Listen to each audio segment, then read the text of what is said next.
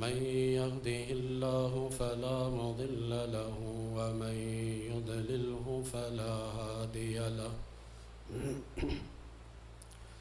ونشهد أن لا إله إلا الله وحده لا شريك له ونشهد أن سيدنا ومولانا محمدا عبده ورسوله أما بعد فأعوذ بالله من الشيطان الرجيم بسم الله الرحمن الرحيم شهر رمضان الذي أنزل فيه القرآن هدى للناس وبينات من الهدى والفرقان فمن شهد منكم الشهر فليصم صدق الله مولانا العظيم وبلغنا رسوله النبي الكريم الأمين قال الله تبارك وتعالى في شان حبيبه صلى الله تعالى عليه وسلم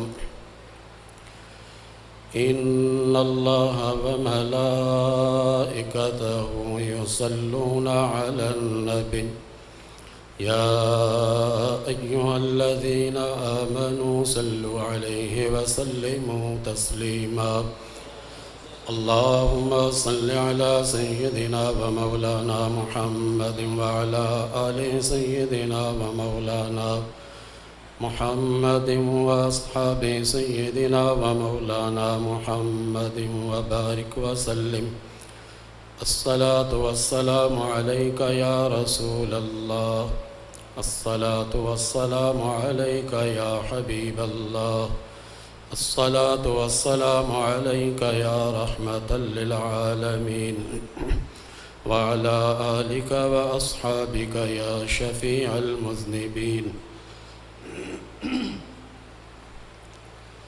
حمد و صلاة کے بعد میں اور آپ ایک عظیم الشان سالانہ محفل مبارک میں بیٹھے ہیں جس کا اہتمام مجلس علماء اہل سنت اورنگی کی طرف سے ہے۔ ماہ رمضان سے پہلے اہل ایمان کا طریقہ اور دستور رہا ہے کہ اس کی تیاری چاند نظر آنے سے پہلے ہی کرتے ہیں۔ جب میرے پاس ٹائم لینے کے لیے آئے تھے تو ائمہ اربعہ تھے، چار ہی تھے، ائمہ اربعہ تھے، تو فقہ کے چاروں امام نکل گئے۔ اب میں اصحاب ظواہر میں سے رہوں گا تو انشاءاللہ اسی کے مطابق بات کروں گا۔ تو میں نے ان سے پوچھا کہ کس عنوان پر خطاب کرنا ہے، تو انہوں نے بڑی اچھی بات کی، کہا کہ ماہ رمضان میں جو ہماری ذمہ داری ہوتی ہے وہ ہم نبھاتے نہیں ہیں، تو ماہ رمضان اور ہماری ذمہ داری اس پر آپ گفتگو کیجیے گا۔ تو میں نے کہا انشاءاللہ ٹھیک ہے، کریں گے۔ لیکن قبلہ مفتی صاحب دامت برکاتہم العالیہ یہ ایک علمی شخصیت ہیں اور کافی وسیع ان کا مطالعہ ہے، یہ عنوان حضرت نبھاتے تو احسن ہوتا۔ لیکن پھر بھی الامر فوق الادب کے تحت میں کچھ بیان کرنے کی سعادت حاصل کروں گا۔ ابھی کچھ حصہ ان کے تقریر کا مجھے بھی سننے کو ملا ہے، تو واقعی یہ ساری برائیاں ہمارے معاشرے میں تو ہے، اس سے کسی کو انکار اور راہ فرار نہیں ہے۔ مفتی صاحب کی طبیعت ناساز ہے، تو میں آپ کو بتا دوں میری بھی طبیعت کا حال یہی ہے۔ ان کو فون کرنے کی کرا کہ میں چاہ رہا تھا کہ پہلے میری تقریر مختصر ہو جائے، میں فارغ ہو جاؤں، تو انہوں نے اجازت دی نہیں۔ تو پھر بھی انشاءاللہ اللہ کی مدد رہی اور اللہ کے پیارے رسول علیہ الصلاۃ والسلام کی کرم نوازی رہی تو کچھ آپ کے سامنے کہہ لوں گا۔ میں جلدی آیا تھا اسی وجہ سے کہ قبلہ مفتی صاحب دامت برکاتہم عالیہ کی گفتگو جو بڑی پیاری پیاری ہوتی ہے میں بھی سنوں، اور میں بھی اس کو اپنی زندگی میں اپناؤں۔ مبارکباد کے مستحق ہیں یہ حضرات جو اس قسم کے محافل کراتے ہیں، جو علاقہ کے مخیر حضرات ہیں ان کو چاہیے ان جیسے علماء سے تعاون کیا کریں تاکہ یہ سال میں ایک نہیں کئی پروگرام کراتے رہیں، اور ان کی حوصلہ افزائی بھی ہونی چاہیے۔ ہماری ذمہ داری ماہ رمضان میں بڑی ہوتی ہے۔ میں ان تمام ذمہ داریوں کو 5 ذمہ داری میں منحصر کر کے اس انداز میں سمجھاؤں گا قرآن و حدیث کی روشنی میں کہ انشاءاللہ ساری باتیں اس کے اندر آ جائیں گی۔ تو ماہ رمضان میں ہماری اور آپ کی جو ذمہ داریاں ہیں وہ 5 ہیں، سب کی ذمہ داری 5 ہے۔ ائمہ مساجد کے لیے بھی، عوام اہل سنت کے لیے بھی، اور ہم جیسے لوگوں کے لیے بھی 5 طرح کی ذمہ داری ہوتی ہے جس کو ہمیں احسن طریقے سے نبھانا چاہیے۔ سب سے پہلی ذمہ داری ہماری اور آپ کی یہ ہے ماہ رمضان میں خصوصیت کے ساتھ کہ حصول مغفرت کے لیے کوشش کریں۔ ماہ رمضان میں حصول مغفرت کے لیے کوشش کریں، لیکن ہمارا حال جو ہوتا ہے وہ مفتی صاحب قبلہ بتا رہے تھے کہ ماہ رمضان میں دولت کمانے کے لیے ہم صرف کرتے ہیں۔ تو پہلی ذمہ داری پر میں ابھی بات کروں گا کہ حصول مغفرت کی کوشش کرنا یہ ہماری پہلی ذمہ داری ہوگی، جس کے طرف ایک حدیث سے میں اشارہ دیتا ہوں کہ نبی کریم علیہ السلام منبر شریف کے پہلے زینے پہ جب تشریف لے گئے تو آپ نے آمین کہی، دوسرے زینے پر تشریف لے گئے تو آپ نے آمین کہی، پھر تیسرے زینے پر جب تشریف لے گئے تو آپ نے آمین کہی۔ صحابہ نے اس سے پہلے کبھی ایسا نہیں محسوس کیا تھا۔ تو صحابہ کے بیٹھنے اور سوال کرنے کے انداز سے حضور نے خود ہی سمجھ لیا تھا۔ آپ نے منبر سے سوال کیا کہ تم لوگوں کو اس پر حیرانگی ہے کہ میں نے آج ایک نیا کام کیا ہے؟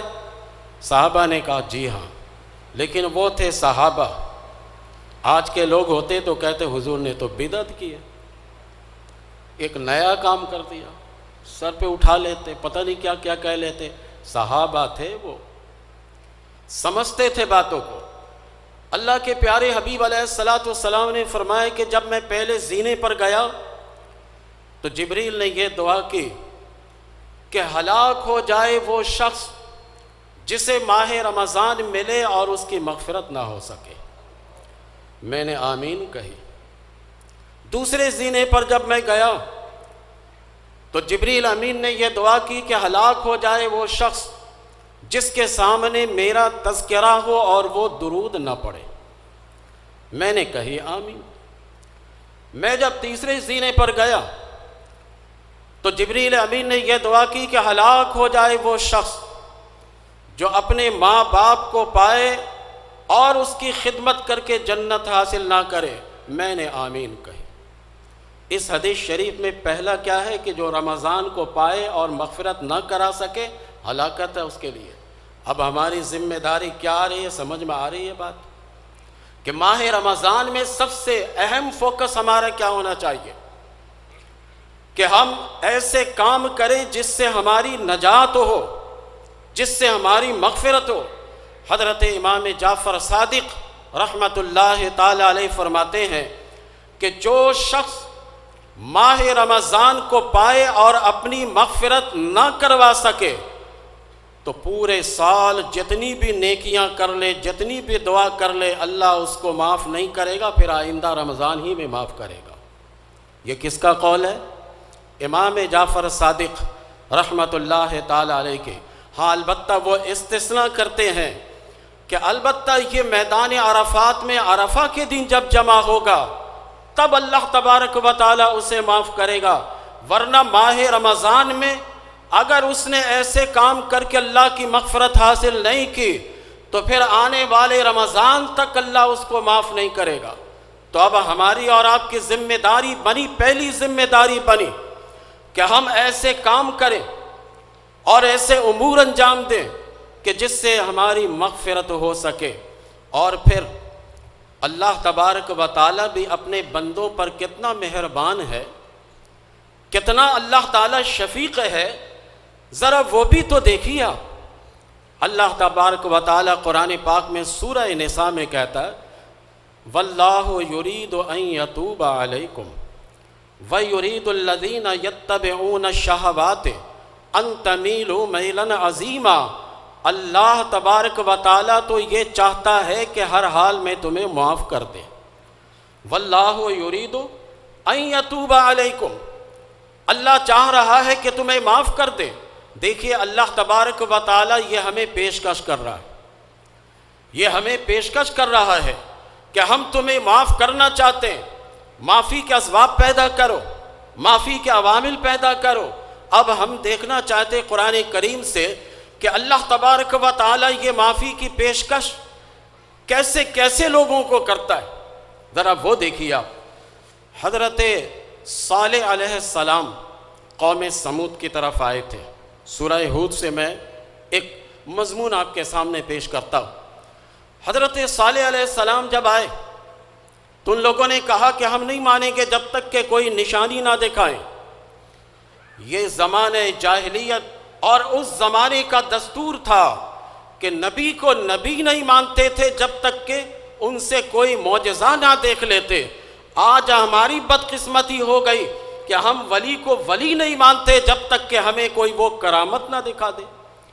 جب ہمارا ذہن ایسا بنا تو ہمارے سامنے بھی ولی کوئی ڈبہ میں کوئی مٹھائی دکھا رہا ہے پتھر کو بنا کر، کبھی کوئی کچھ دکھا رہا ہے، روحانیت ہے ہی نہیں۔ اصل روحانیت یہ ہے کہ شریعت مطہرہ کے میزان پر آپ کس قدر قائم رہتے ہیں، شریعت پر کیسے آپ رہتے ہیں۔ اس زمانے میں نبیوں سے نبوت کے لیے معجزات طلب کیے جاتے تھے، آج ولیوں سے کہا جاتا ہے کہ آپ کوئی کرامت دکھائیے تب ہم آپ کو ولی مانیں گے۔ وہ بھی غلط تھا، یہ بھی غلط ہے، لیکن پھر بھی اللہ تبارک و تعالیٰ نے نبیوں کو بھیجا ہی تھا ہدایت کے لیے، ولیوں کو بھیجا ہی ہے ہدایت کے لیے۔ جب کبھی مطالبہ ہوتا ہے تو میرا رب غوث سے کہتا ہے دکھا دو ان کو کرامت۔ جب کبھی مطالبہ ہوتا ہے خواجہ سے کہتا دکھا دو انہیں کرامت۔ جب کبھی انہیں ہدایت کے لیے یہ مطالبہ کرتے ہیں تو مخدوم سمنہ سے کہا جاتا ہے دکھا دو انہیں اپنی کرامت دکھا دو۔ جب انہیں ہدایت کے لیے مطالبہ آج کے لوگ کرتے ہیں تو امام احمد رضا سے کہا جاتا دکھا دیجئے ان کو کرامت آپ۔ یہ ہمارے حال کی وجہ سے ایسا ہوتا ہے، ورنہ یہ ضرورت نہیں ہے، یہ اس زمانہ جاہلیت کا یہ طریقہ کار ہے۔ تو اللہ تبارک و تعالیٰ نے ان کو یہ معجزہ دکھایا کہ ایک پہاڑ سے، پتھریلا پہاڑ ہے، وہاں سے ایک اونٹنی نکلی۔ اونٹنی، یہ بڑے تعجب کی بات ہے کہ پہاڑ سے اونٹنی نکل رہی۔ آدم علیہ السلام کو اللہ تعالیٰ نے بن ماں باپ کے پیدا کیا، اس اونٹنی کو بھی وہی نشانی بنا کر بھیجا، بغیر کسی نسل کے ان کو اللہ نے بھیجا۔ اور پھر یہی نہیں، وہ اونٹنی آئی حاملہ ہو کر آئی، بغیر باپ کے وہ حاملہ ہوئی۔ میں آپ کے سمجھانے کے لیے کروں، بغیر نر کے، ٹھیک ہے نا، بغیر باپ کے حاملہ ہوئی۔ پھر وہ اونٹنی ایک عرصہ تک رہی۔ قوم کو یہ کہا گیا تھا ایک دن یہ پانی اونٹنی پیے گی اور دوسرے دن تم پانی پیا کرو گے۔ قوم نے کہا کہ اے صالح، ایک دن ہم اگر پانی پی لیں گے تو دوسرے دن ہم کیا کریں گے، پانی نہیں ملے گا تو اللہ تبارک و تعالیٰ نے فرمایا کہ اے صالح آپ ان سے کہہ دیجئے کہ دوسرے دن اس اونٹنی کا دودھ ہی اتنا ہوگا کہ پوری قوم کے لیے کافی ہوگا، پوری قوم پی سکتے ہیں۔ ایسا ہی ہوتا تھا، اونٹنی آ کر پانی پیتی اور پانی پینے کے بعد اپنی ٹانگوں کو پیچھے سے پھیلا دیتی اور لوگ دودھ نکالتے۔ اور 12 یا 13 قبائل تھے، لاکھ کی تعداد میں تھے، سب کے لیے وہ ایک اونٹنی کا دودھ کافی تھا۔ اگر آپ شریعت مطہرہ پر چلنے والے بن جائیں گے تو یہ نل کا پانی روزانہ آئے گا۔ یہ پانی کا جھگڑا پہلے سے ہی ہے۔ جنتی بھی جب جنت میں ہوں گے نا تو جہنمی کہے گا وَنَادَى أَصْحَابُ النَّارِ أَصْحَابَ الْجَنَّةِ أَنْ أَفِيدُوا عَلَيْنَا مِنَ الْمَاءِ۔ یہ جہنمی जन्नतियों से कहेंगे कि जन्नतियों पानी तो दे दो, पानी तो दे दो। पानी का झगड़ा लगा रहता है, हमारे यहाँ भी पानी का झगड़ा लगा रहता है। चलो ये फैसला हो गया, लेकिन कौम के कुछ ना खल्फ किस्म के लोग आए, बदबख्त किस्म के लोग आए और आकर उन्होंने ऊँटनी के कूचे काट डाले। अल्लाह तबारक व तआला का अजाब उन पर आया, अल्लाह की पकड़ आई। ऐसी सरकश कौम, फिर भी अल्लाह इनको तौबा की पेशकश कर रहा है। ऐसी सरकश कौम, इनको अल्लाह तबारक व तआला तौबा की पेशकश कर रहा है। आप हाफिज़ भी हैं, सही, हाफिज़ ज़्यादा हो तो बड़ा मज़ा आता है। व इला समूद अखाहुम सालिहा क़ाल या कौम अबुदुल्लाह मा लकुम मिन इलाहिन गैरु हुवा अंशअकुम मिनल अर्द वस्तअमरकुम फ़ीहा फस्तग़फिरूहु सुम्मा तूबू इलैहि इन्ना रब्बी क़रीबुम मुजीब। सही कि अल्लाह तबारक व तआला फरमा रहा है कि ये कौम समूद, सालेह अलैहिस्सलाम, इनकी नाफरमानी करके और अल्लाह की नाफरमानी करके अल्लाह के अज़ाब को इन्होंने दावत दी और अल्लाह की पकड़ भी आई। फिर अल्लाह ताला इन्हें बता रहा है कि तुम इसी ज़मीन से पैदा हुए और इसी में जाओगे। फस्तग़फिरूहु सुम्मा तूबू इलैहि, तुमने बड़ा गुनाह किया है, नाफरमानी करके बहुत बड़ा गुनाह किया है, लेकिन फिर भी हम तुम्हें तौबा की पेशकश करते हैं। फस्तग़फिरूहु सुम्मा तूबू इलैहि, मग़फ़िरत तलब करो अल्लाह ताला से। सुम्मा तूबू इलैहि, फिर हमाद जिहत उसी की तरफ मुतवज्जे हो जाओ। फिर अल्लाह तबारक व तआला ने इख्तितामिया करके इशारा दे दिया कि हमने इन्हें सिर्फ इस्तिग़फ़ार करने का हुक्म नहीं दिया, बल्कि हमने कबूल करने के लिए हुक्म दिया है। इन्ना रब्बी क़रीबुम मुजीब, बेशक मेरा रब तो करीबुम मुजीब, करीब है और मुजीब है, कबूल करने वाला है। गोया इख्तितामिया इशारा दे रहा है कि ऐसी कौम अगर तौबा करे तो अल्लाह ताला इनकी तौबा को कबूल करेगा। तो इतनी सरकश कौम जब तौबा करे तो अल्लाह उसकी तौबा कबूल करेगा। तो माह रमज़ान में उम्मत मुहम्मदिया अगर तौबा करे तो अल्लाह उसकी मग़फ़िरत फरमाएगा या नहीं? अल्लाह तबारक व तआला की रहमत कैसे झूम झूम के आएगी, अल्लाह की रहमत कैसे और अल्लाह की मग़फ़िरत कैसे झूम झूम कर आएगी। जब मैं अंदर आ रहा था तो क़िबला मुफ्ती साहब दामद बरकातुहुम आलिया हदीस सलमान फ़ारसी रज़ी अल्लाह तआला अन्हु सुना रहे थे। उसी का एक पैराग्राफ है कि माह रमज़ान का पहला अशरा रहमत है, दरमियान का अशरा मग़फ़िरत है और आखिर वाला अशरा जहन्नम से आज़ादी। ज़रा तरतीब तो देखिए, जब तक कि अल्लाह की रहमत नहीं होगी कोई अल्लाह से मग़फ़िरत तलब कर नहीं सकता है। पहले उसकी रहमत आएगी करीब और कोई मग़फ़िरत तलब करने के बाद फिर बक़िया 10 रमज़ान जो आखिर के हैं रोज़े, उसे छोड़ कर ना बैठ जाए कि हमारी तो मग़फ़िरत हो गई। जब मग़फ़िरत हो गई, काम हो गया, तो अब बैठने की क्या ज़रूरत है, अब हमें रोज़ा रखने की क्या ज़रूरत है? अल्लाह ने फरमाया कि नहीं, बक़िया आखिर में तुम्हें जहन्नम से नजात मिलेगी। देखिए तरतीब तो सही। तो माह रमज़ान में एक ख़ास हमारी ज़िम्मेदारी बनती है कि हम ऐसे आमाल को लाएं। अभी इंशाअल्लाह आपको बताएंगे, अभी तो इब्तिदाइया है ये। ख़ास ऐसे आमाल को हमने लाना है जिससे हम अल्लाह ताला की मग़फ़िरत के मुस्तहिक़ बने, अल्लाह तबारक व तआला की मग़फ़िरत पाए हम। इस एक आयत के बाद अब आगे चलिए, अभी आप सुन रहे थे, उसी बात को मैं आगे बढ़ाता हूँ। क़िबला मुफ्ती साहब फरमा रहे थे कि बनी इसराइल की कौम किस कदर सरकश थी, ऐसे कि उनको कहा गया कि कहो हित्ततुन गुनाह उतरे, तो कहते थे हिंततुन गंदुम का दाना। बड़ी सरकश कौम थी भाई। वबद्दलल्लज़ीना ज़लमू क़ौलन ग़ैरल्लज़ी क़ील लहुम, उस लफ्ज़ को बदल दिया जिस कौल को उनसे कहा गया था, उसको बदल दिया। तो उन पर देखिए कितनी सरकश कौम थी।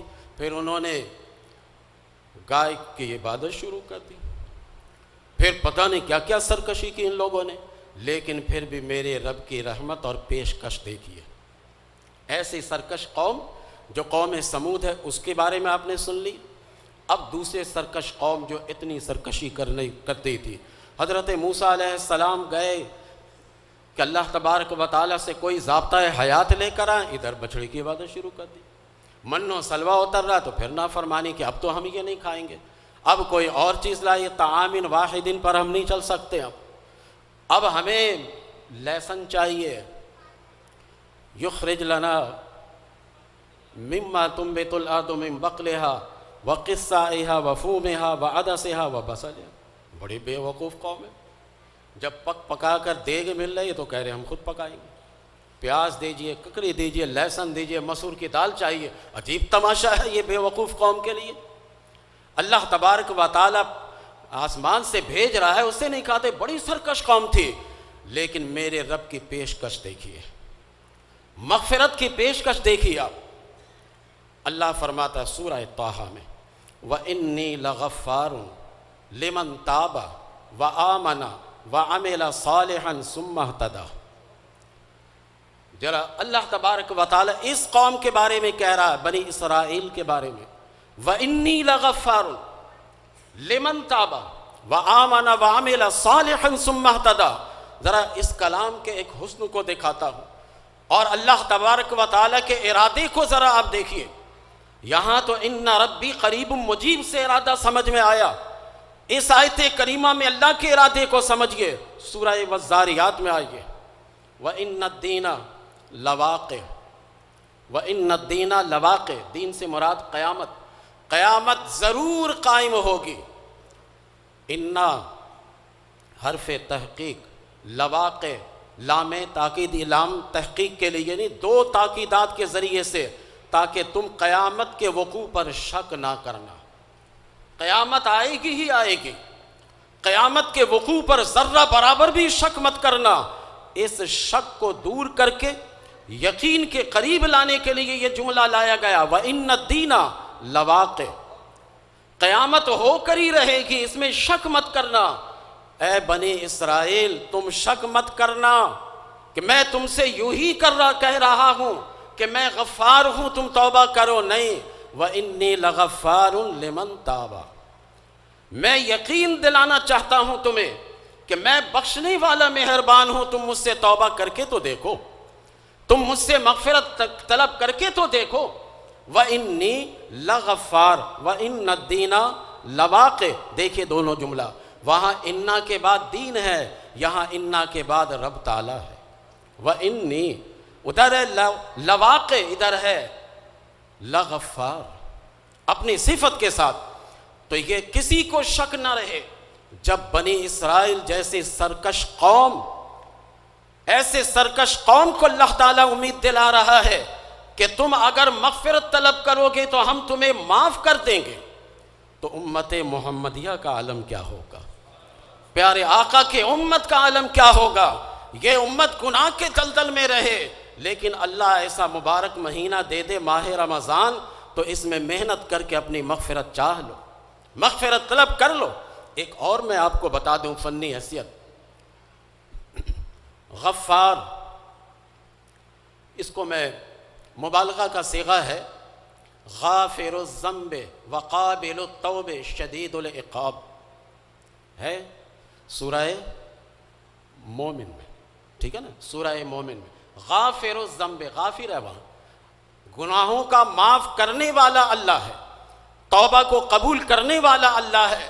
یہاں یہ نہیں فرما رہا وَإِنِّي لَغَافِرٌ وَإِنِّي لَغَفَّارٌ، اے قوم تم بار بار گناہ کرو، میں بار بار تمہیں معاف کروں گا۔ یہ مبالغہ کیا جا رہا ہے، یہ مبالغہ کر کے بتایا جا رہا ہے کہ تم گناہ کر کر کے تھک جاؤ گے، لیکن مجھ سے مغفرت طلب کرتے رہو گے، جب جب کرو گے میں تمہیں معاف کرتا رہوں گا، میں نہیں تھکتا۔ لا تأخذہ سنۃ ولا نوم، مجھے تھکاوٹ نہیں پہنچتی۔ اے گناہگاروں مغفرت طلب کیا کرو مجھ سے، میں تمہیں معاف کر دیا کروں گا، جب جب تم مجھ سے معافی مانگو گے تب میں تمہیں معاف کروں گا، کیونکہ ہمیں اللہ نے نفس امارہ دیا، ہم توبہ کرتے ہیں پھر نفس کے احاطے مجبور ہو کر پھر گناہ کے دلدل میں چلے جاتے ہیں، لیکن میرے رب کی رحمت اس کے غضب پر غالب ہے، اس کے غضب پر غالب ہے۔ تو ماہ رمضان کا مبارک مہینہ اس لیے آتا ہے کہ اس امت کو پاک اور صاف کیا جائے، اس امت کو ستھرا کیا جائے اور اس ماہ رمضان میں ہم ہی گناہ کے دلدل میں پھنس جائیں، گناہ کے کام کرنے لگ جائیں، تو ہمارے جیسے بدقسمت مخلوق کائنات میں کوئی نہیں ہوگی۔ پھر دیکھیے سحری کے وقت ایسے تو فجر کی نماز میں بھی نہیں اٹھتے، لیکن سحری کی وجہ سے ہم اٹھتے ہیں، کیونکہ ہمیں کھانا پڑتا ہے، دن میں روزے رکھنے پڑتے ہیں، تو اس کی وجہ سے ہمیں رات میں سحری کھانا پڑتا ہے۔ اس سحری کے وقت جب ہم اٹھتے ہیں تو ہمارا صرف اتنا ہی رہتا ہے امتیاز کہ ہم اٹھتے ہیں اور جیسے تیسے وضو کر کے کھاتے ہیں، اور اس کے بعد دل چاہا تو مسجد چلے گئے جماعت سے نماز پڑھنے کے لیے، نہیں تو وہیں سو جاتے۔ اتنا ہی ہوتا ہے نا۔ اللہ کا قرآن کہتا ہے تمہاری شان یہ نہیں ہے، وَبِالْأَسْحَارِ هُمْ يَسْتَغْفِرُونَ، سحری کے وقت یہ گناہوں سے مغفرت طلب کرنے والے، تم جب ایسے وقت میں اٹھ گئے تو صرف سحری مت کھاؤ، اس وقت اٹھ کر 2 رکعت نماز بھی پڑھ لو، اس وقت اٹھ کر اللہ کی بارگاہ میں دعا بھی کر لو، مغفرت بھی طلب کر لو۔ جب عام پورے سال تک اللہ تعالیٰ اس وقت فرماتا ہے حل من مستغفر فاغفر لہ، تو ماہ رمضان کی تو شان ہی الگ ہے۔ ایسے وقت میں جب اللہ تعالیٰ سحری کے بہانے آپ کو اٹھا رہا ہے تو آپ اٹھ کر صرف کھانے تک اپنے آپ کو محدود مت کریں، کھائیں بھی اور کم از کم 2 رکعت نماز پڑھ کر اللہ سے مغفرت طلب کرے، مولا 11 مہینے تک ہم سے خطائیں ہوئی ہیں، ہم سے گناہ ہوا، اب تو معاف کر دے ہمیں۔ پھر اللہ تبارک و تعالیٰ کی رحمت کیسے جھوم جھوم کر آئے گی، آپ اس کا نظارہ دیکھیے گا۔ ماہ رمضان تو ہمیں پاک اور صاف کر دیتا ہے، ہمیں تو ستھرا کر دیتا ہے۔ ابھی مفتی صاحب قبلہ فرماتے رہتا کہ سحری کے وقت یہ کرتے ہیں، تو انہوں نے جو باتیں علتیں بتائیں تو صحیح ہے، لیکن ایک علت یہ بھی ہے کہ جب سحری کے وقت نعت اور پتہ نہیں کیا کیا پڑھتے رہتے ہیں، مسلسل کنٹینیو کرتے رہتے ہیں، تو گھر میں کچھ آدمی ایسے ہوتے ہیں جو تہجد پڑھ رہے ہوتے ہیں، وہ تہجد کا وقت ہوتا ہے، کچھ ایسے لوگ ہوتے ہیں جو نوافل پڑھ رہے ہوتے ہیں، کچھ ایسے ہوتے ہیں جن کا دل چاہتا ہے کہ اس وقت اگر ہم قرآن پڑھیں گے تو مجھے قرآن بڑا سمجھ میں آئے گا۔ صبح کے وقت وہ قرآن پڑھنا چاہتے تھے تو وہ بھی ڈسٹرب ہوتے ہیں، تو اس لیے یہ صحیح مشورہ دے رہے ہیں، جگانے کے لیے آپ اعلان کیجئے، مائک بند کر دیجئے، کیونکہ حضرت عبداللہ ابن ام مکتوم رضی اللہ تعالی عنہ سے پہلے حضرت بلال صبح کے وقت اذان دیتے تھے، تو اس وقت جب اذان دیتے تو لوگ سحری کھانا بند کرتے تھے، تو لوگوں نے شکایت کی حضور بلال پہلے اذان دے دیتے ہیں، تو میرے آقا نے فرمایا کہ بلال تمہارے سحری کے جگانے کے لیے اذان دیتے، سحری بند کرانے کے لیے نہیں۔ سحری بند کرنا اس وقت جب عبداللہ ابن ام مکتوم اذان دے، تو ایک آدھ دفعہ آپ اعلان کرتے۔ آج کل تو ویسے بھی میڈیائی دور ہے، سب کے گھر میں کچھ نہ کچھ ہے، لیکن ہمارے یہاں جب ایک رسم چل پڑی اس کو نہ کریں تب بھی محلہ والے پورے مسجد کو سر پر اٹھا لیتے ہیں اور انتقامی کارروائی کرنے لگتے ہیں۔ وہ انتقامی کارروائی چندہ پر لاتے ہیں، وہ چندہ نہیں دیتے۔ اس سال جو ہے نا مسجد میں اٹھایا نہیں کسی نے، اور صبح کے وقت اگر خدا نہ خواستہ کوئی گھر والے نہ اٹھ سکے تو دن میں آ کر کمیٹی پر برستے ہیں کہ آج آپ کا مؤذن اٹھا نہیں رہا تھا، اب ہماری آنکھ نہیں کھلی، مؤذن پہ ہی لاتے، سارا وبال وہیں پر لے آتے، اپنا قصور نہیں۔ آپ کو ماہ رمضان اللہ نے نیک بننے کے لیے دیا، تو آپ کا عمل بھی ویسا ہونا چاہیے، آپ کا کردار بھی ایسا ہونا چاہیے۔ تو ماہ رمضان میں پہلی ذمہ داری ہماری کیا بن رہی ہے کہ ہم حصول مغفرت کے لیے کوشش کریں، یہ اللہ کی پیشکش ہے۔ یہ ایسی قوموں کو جب اللہ تعالیٰ مغفرت کی پیشکش کر رہا ہے تو ہمارے اور آپ کے لیے کتنی اچھی پیشکش ہوگی۔ بلکہ سنیے، ان قوموں کو اللہ نے پیشکش کی ہے، لیکن اس امت محمدیہ کو ماہ رمضان میں بغیر پیشکش کے معاف فرما دیا۔ مفتی صاحب قبلہ بتائیں گے کہ بوقت افطار کثیر تعداد میں روزانہ اللہ تعالیٰ جہنمیوں کو جہنم سے آزاد کرتا ہے۔ پھر جب عید الفطر کا چاند نظر آتا ہے تو پورے مہینے میں جتنے جہنمیوں کو آزاد کیا گیا وہ ایک رات میں آزاد کرتا ہے۔ تو باقی امتیوں کو پیشکش کی گئی ہے کہ تم مغفرت طلب کرو۔ اس پیارے امت کو اللہ نے پیشکش نہیں، اس سے پہلے معافی کا پروانہ دے دیا۔ پہلے ہی معافی کا پروانہ دے دیا، تو یہ ہماری ذمہ داری ہے کہ ایسا کام کرے ماہ رمضان میں جس کی وجہ سے ہم اور آپ اپنی مغفرت کو یقینی بنا لیں، یقینی بنا لیں۔ وَإِنِّي لَغَفَّارٌ لِمَنْ تَابَ، جب بنی اسرائیل کے لیے یقینی ہے توبہ کرنے پر، تو ہم جیسے لوگوں کے لیے بھی یقینی ہے۔ كُنْتُمْ خَيْرَ أُمَّةٍ أُخْرِجَتْ لِلنَّاسِ ہیں، ہمارے لیے تو بدرجاتم یہ انعام و اکرام ہے۔ تو یہ پہلی ذمہ داری سمجھ میں آ گئی ہماری اور آپ کی، یہ ہے کہ ہم سب مل کر ائمہ مساجد بھی اپنی مسجد میں لوگوں کو یہ فوکس کریں کہ بھائی توبہ استغفار اور مغفرت کے طرف راغب ہو۔ یہ ماہ رمضان اسی لیے آیا ہے کہ اس امت کو معاف کرنا چاہتا ہے اللہ تعالیٰ۔ امام جعفر صادق کے قول سے آپ کو پتہ لگ گیا کہ اگر نہیں کروا سکے اس کی علامت کیا ہوگی جناب۔ تو میں دوسرے زاویے سے بتا دوں، ٹائم ہو رہا ہے زیادہ، اس کی علامت کیا ہوگی؟ حاجی جب حج کر کے آتا ہے نا، تو حج سے پہلے جو اس کی کیفیت تھی گناہ کرنے کی، شریعت سے دوری کی، وہ کیفیت تبدیل ہو جائے۔ چہرے پر داڑھی نہیں تھی، اب داڑھی رکھ لی اس نے۔ پہلے نماز نہیں پڑھتا تھا، حج کے بعد وہ نماز پڑھ رہا ہے۔ پہلے وہ جھوٹ نہیں کہتا تھا، پہلے جھوٹ کہتا تھا، اب وہ جھوٹ نہیں کہہ رہا، وغیرہ وغیرہ۔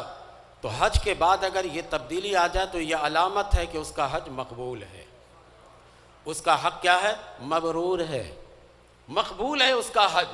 تو اسی طرح اس رمضان کے آنے سے پہلے آپ نماز نہیں پڑھتے تھے، ماہ رمضان کے آنے کے بعد نماز شروع کی اور گزرنے کے بعد بھی آپ نمازی رہے تو پتہ لگا مغفرت ہوئی ہے آپ کی۔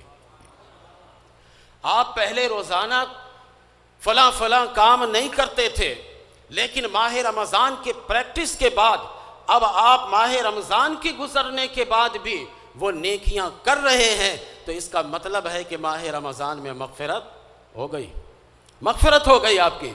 صدقہ فطر کے نام پر نکالا آپ نے، زکوٰۃ کے نام پر آپ نکالتے ہیں۔ آپ ماہ رمضان کے بعد بھی اگر آپ کا یہ ہاتھ سخاوت کرنے لگے تو سمجھ جائیے کہ ماہ رمضان میں آپ کی مغفرت ہو گئی۔ ہمیں اور آپ کو انگلی اٹھانے کی کسی پر ضرورت ہی نہیں ہے، آپ خود ہی سمجھ سکتے ہیں کہ کس کی مغفرت ہوئی اور کس کی نہیں۔ تو پہلی ذمہ دار، اب مختصر کر کے آگے چلوں میں ذمہ داری کے بعد، تاکہ کچھ تو سمجھ لے۔ میں وہاں تقریر کر رہا تھا، آج بھی ایک دو فون آئے میرے پاس، حضرت وہ 2 بتا دیجئے گا زبانی۔ میں نے کہا نہیں، جہاں کی بات ہے وہیں ہوگی، 2 ابھی نہیں بتائے، وہ 4 میں نے بتائے تھے نا، تو میں نے کہا نہیں وہیں بتاؤں گا انشاءاللہ۔ تو 5 میں نے بتایا، کہیں ادھر سے بھی پیچھے نہ لگ جائیں سب کہ حضرت آپ نے کم بتایا، بقیہ بھی بتا دیجئے۔ آپ دیکھتے ہیں، کوشش کرتے ہیں انشاءاللہ۔ وما توفیقی الا باللہ، اللہ تعالیٰ توفیق دے گا۔ اب دوسری ذمہ داری کیا ہے؟ دوسری ذمہ داری ہماری اور آپ کی یہ ہے کہ روزے کا تحفظ کیا جائے۔ روزہ تو رکھتے ہیں ہمارا، لیکن ہم اس کی حفاظت کر نہیں پاتے۔ ماہ رمضان میں ہم عبادات کرتے ہیں لیکن اس کی حفاظت نہیں کر سکتے۔ تراویح پڑھنے کے لیے آتے لیکن حفاظت نہیں کر سکتے۔ تو دوسری ذمہ داری ہماری یہ ہے کہ روزے رکھیں تو اس کی حفاظت کریں، ہم تراویح کی نماز پڑھیں تو اس کی حفاظت کریں۔ اب پہلے یہ سمجھ لیجئے قرآن کریم کے تناظر میں کہ عبادتیں اکارت کیسے ہوتی ہیں، عبادتیں رائگاہ کیسے جاتی ہیں، اس کے اسباب اور عوامل کیا ہیں۔ میں قرآن کریم کی آیت پڑھ کر پہلے بتاتا ہوں تاکہ کسی کو شک و تردد نہ رہے، کسی کو یہ وہم نہ ہو کہ یہ ضعیف حدیث ہے اور یہ صحیح حدیث ہے اور یہ فلاں ہے۔ بیچارے ضعیف تو سمجھتے بھی نہیں ہیں، صرف اس نے اتنا ہی سمجھا کہ ہمارے ابا حضور ضعیف ہیں، حدیث بھی ضعیف ہے۔ 1400 سال ہو گئے، میرے ابا کے تو ابھی 70 سال ہے، اس حدیث کے تو 1400 سال 1444 سال ہو گئے، تو یہ تو حدیث ضعیف ہو ہی گئی ہوگی۔ تو اب کون سی حدیث صحیح بچے گی؟ ساری حدیثیں ضعیف ہو جائیں گے؟ نہیں۔ تو میں قرآن سے پہلا سبب عمل کے ضائع ہونے کا، یہ دوسری ذمہ داری آپ کے گوش گزار کر رہا ہوں کہ تحفظ روزہ اور عبادت کرتے ہیں ماہ رمضان میں لیکن حفاظت نہیں کر سکتے۔ ہم جب کسی اعمال میں شک اور تردد کرتے ہیں تو عمل ضائع ہو جاتا ہے۔ عمل میں جب شک اور تردد کرنے لگے کہ اس کا ثواب ملے گا یا نہیں ملے گا، یہ عالم دین یہ بتا رہے ہیں وہ بتا رہے ہیں، پتہ نہیں اتنا ملے گا یا نہیں ہے، یہ ایسی بتا رہے ہیں، تب ہم اپنے اعمال کو ضائع کر دیتے۔ عمل کو یقین کے ساتھ کریں۔ قرآن کریم میں سورہ مائدہ میں ہے، فَتَرَى الَّذِينَ فِي قُلُوبِهِم مَرَضٌ يُسَارِعُونَ فِيهِمْ يَقُولُونَ نَخْشَىٰ أَن تُصِيبَنَا دَائِرَةٌ فَعَسَى اللَّهُ أَن يَأْتِيَ بِالْفَتْحِ أَوْ أَمْرٍ مِّنْ عِندِهِ فَيُصْبِحُوا عَلَىٰ مَا أَسَرُّوا فِي أَنفُسِهِمْ نَادِمِينَ۔ یہ شک بتا رہے ہیں کہ تم جہاد میں جاؤ گے تمہیں زندگی ملے گی، تم جہاد میں جاؤ گے جتنے بھی گناہ گار ہوگے، ایک قطرہ خون جہاد میں نکلا اور جنتی ہو جاؤ گے، ایک قطرہ خون نکلے گا اور جنتی ہو جاؤ گے۔ کچھ لوگ شک میں پڑ گئے، تردد میں پڑ گئے، یقولون نخشى ان تصیبنا دائرہ، کہ ہم جہاد میں نکلے اور اسی طرح ایک ایک کر کے ہم شہید ہوتے رہے تو ہمیں تو خطرہ لگتا ہے کہ کہیں ہم پہ بڑی مصیبت نہ آن پہنچے۔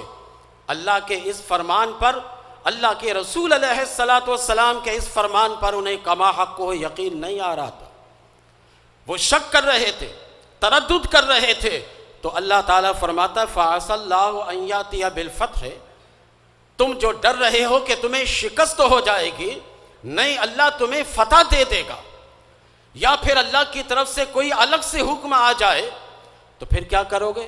فَيُصْبِحُوا عَلَىٰ مَا أَسَرُّوا، جو تمہارے دل میں ہے نا، چھپائی بیٹھے ہو، شک اور تردد چھپا کر بیٹھے ہو، فَيُصْبِحُوا عَلَىٰ مَا أَسَرُّوا فِي أَنفُسِهِمْ نَادِمِينَ، ندامت کے ساتھ یہ تم صبح کرو گے۔ اور پھر اگلی آیت میں اللہ فرما رہا وَيَقُولُ الَّذِينَ آمَنُوا أَهَٰؤُلَاءِ الَّذِينَ أَقْسَمُوا بِاللَّهِ جَهْدَ أَيْمَانِهِمْ إِنَّهُمْ لَمَعَكُمْ حَبِطَتْ أَعْمَالُهُمْ فَأَصْبَحُوا خَاسِرِينَ۔ اسی کا نتیجہ، شک کا نتیجہ بتایا جا رہا ہے۔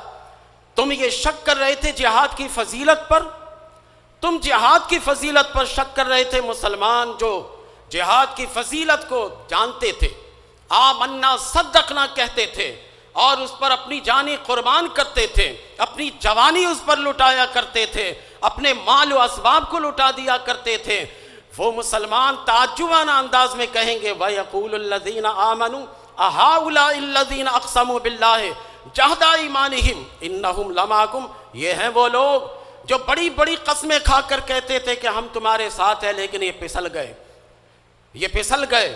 حبطت اعمالهم، ان کے اعمال اکارت ہو گئے، اعمال ضائع کی ایک صورت سمجھ میں آ رہی ہے کہ شک مت کریں۔ کسی عبادت کی فضیلت کو جب اہل علم بتائیں تو اس چکر میں مت پھنسیے کہ یہ حدیث ضعیف ہے، یہ راوی ضعیف ہے۔ جب فضیلت میں بتا دیں تو آپ اس پر آمنا صدقنا کہہ کر یقین کے ساتھ کام کیجئے، ورنہ حبطت اعمالهم، پھر آپ کے اعمال ضائع ہو جائیں گے اور پھر آپ خسارہ والا ہو جائیں گے۔ اب ذرا روزہ کی فضیلت سنیے۔ علماء جب بیان کرتے ہیں تو آج کل کا یہ اسکالر جو اپنے کالر میں ٹائی لگا کر میڈیا پر بیٹھتا ہے، دیکھنے میں کسی صورت سے پتہ ہی نہیں لگتا کہ یہ قرآن کا ماننے والا ہے، دیکھنے میں حلیہ سے کبھی پتہ ہی نہیں لگتا ہے کہ یہ اہل اسلام کا ماننے والا ہے، اور بات بھی بڑی بگڑی کرتا ہے، اور شیطانی باتوں کا اثر لوگ زیادہ لیتے ہیں۔ وہ ایک حدیث شریف، بس ایک ہی فضیلت کی طرف اشارہ کرتا ہوں۔ ایک حدیث ہے جو حدیث قدسی ہے، آقا علیہ السلام نے فرمایا کہ اللہ فرماتا ہے الصوم لی وانا اجزی بہ، دوسرے اس میں یوں پڑھتے ہیں الصوم لی وانا اجزا بہ، دونوں میں ترکیب میں آپ کو بتاتا ہوں۔ روزہ میرے لیے ہے اور میں ہی اس کا بدلہ دوں گا۔ اس صورت میں مفہوم یوں بنے گا کہ کل قیامت کے دن، اس کو علامہ جلال الدین سیوطی رحمۃ اللہ تعالیٰ علیہ نے زہر الربا کے میں یہ حاشیہ ہے، اس میں جو ہے نا علامہ جلال الدین سیوطی رحمۃ اللہ تعالیٰ علیہ سمجھانے کے لیے لکھتے ہیں، ورنہ دیکھیے آپ نماز پڑھتے ہیں تو نماز کس کے لیے ہے؟ آپ بولیں گے ذرا؟ اللہ کے لیے ہے۔ اس کا بدلہ دے گا کون؟ کمیٹی والے تو نہیں دیں گے، محلہ والے تو نہیں دیں گے، اللہ ہی دے گا نا۔ تو الصلاۃ لی وانا اجزی بہ، یہ بھی ہے۔ تو اس میں کیا امتیاز ہے جناب کہ الصیام لی وانا اجزی بہ، کہ روزہ میرے لیے ہے اور میں اس کا بدلہ دوں گا۔ بدلہ ساری عبادات کا اللہ دیتا ہے، لیکن یہاں خصوصیت کے ساتھ کیوں کہا جا رہا ہے علامہ جلال الدین سیوطی رحمۃ اللہ تعالی علیہ فرماتے ہیں قیامت کے دن ایک شخص آئے گا، مولا اس پر میرا قرض ہے۔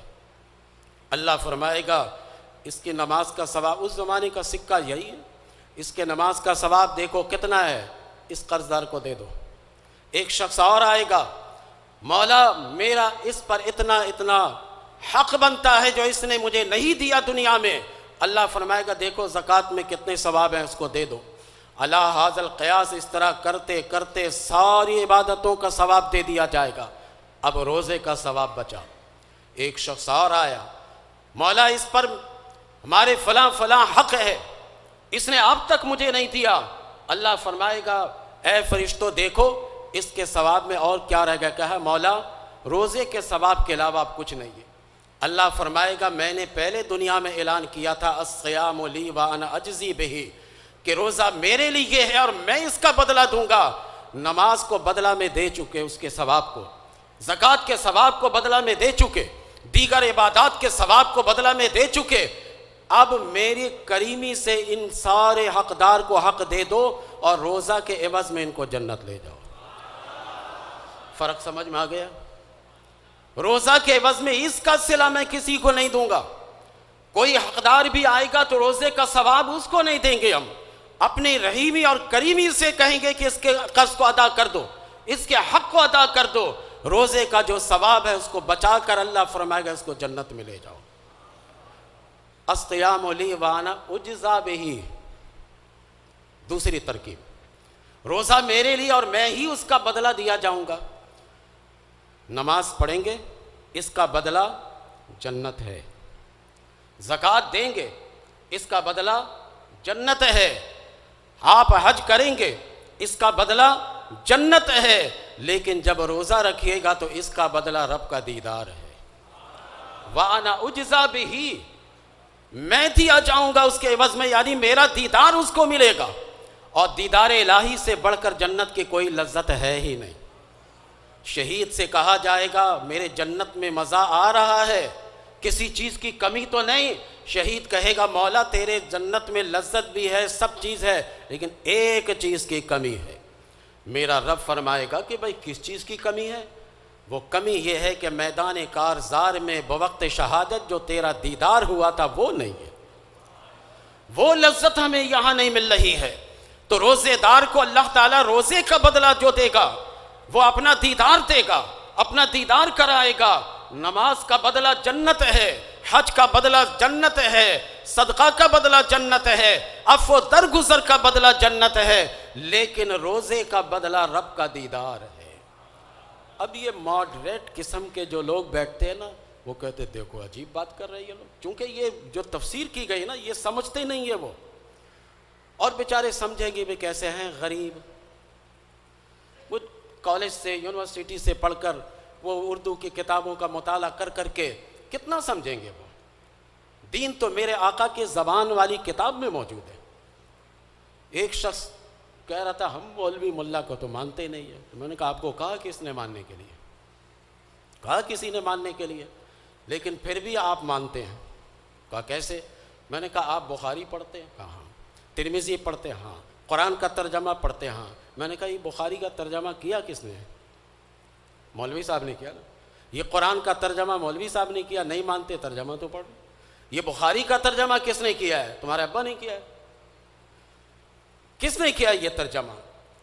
ایسی بات مت کرو، تم اپنے آپ کو عقل مند کہتے ہو، بغیر علماء کے چارہ ہی نہیں ہے، بغیر اہل علم کے چارہ ہی نہیں ہے۔ آپ کو اللہ نے محتاج بنایا ہے، محتاج علماء کا، علماء کی طرف آپ کو راغب ہونا ہی پڑے گا۔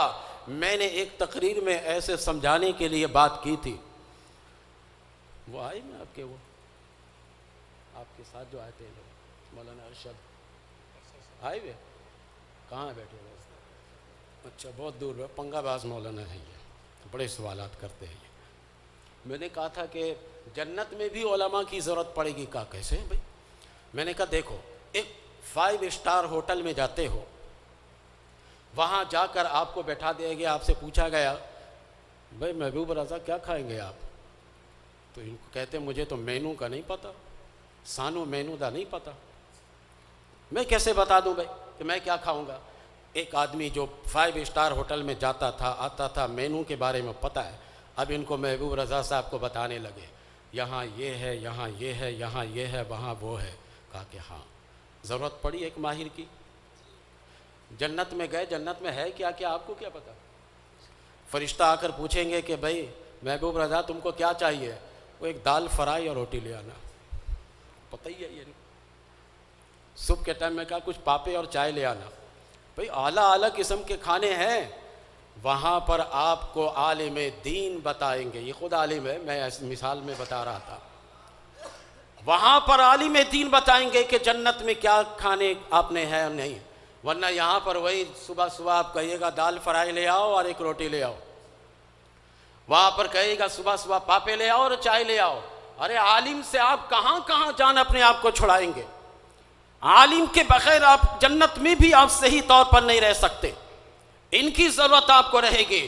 تو عالم دین نے ہمیں یہ عبارت سمجھا دی، الصیام لی وانا اجزی بہ، الصیام لی وانا اجزا بہ۔ اب دونوں باتیں سمجھ میں آ گئی۔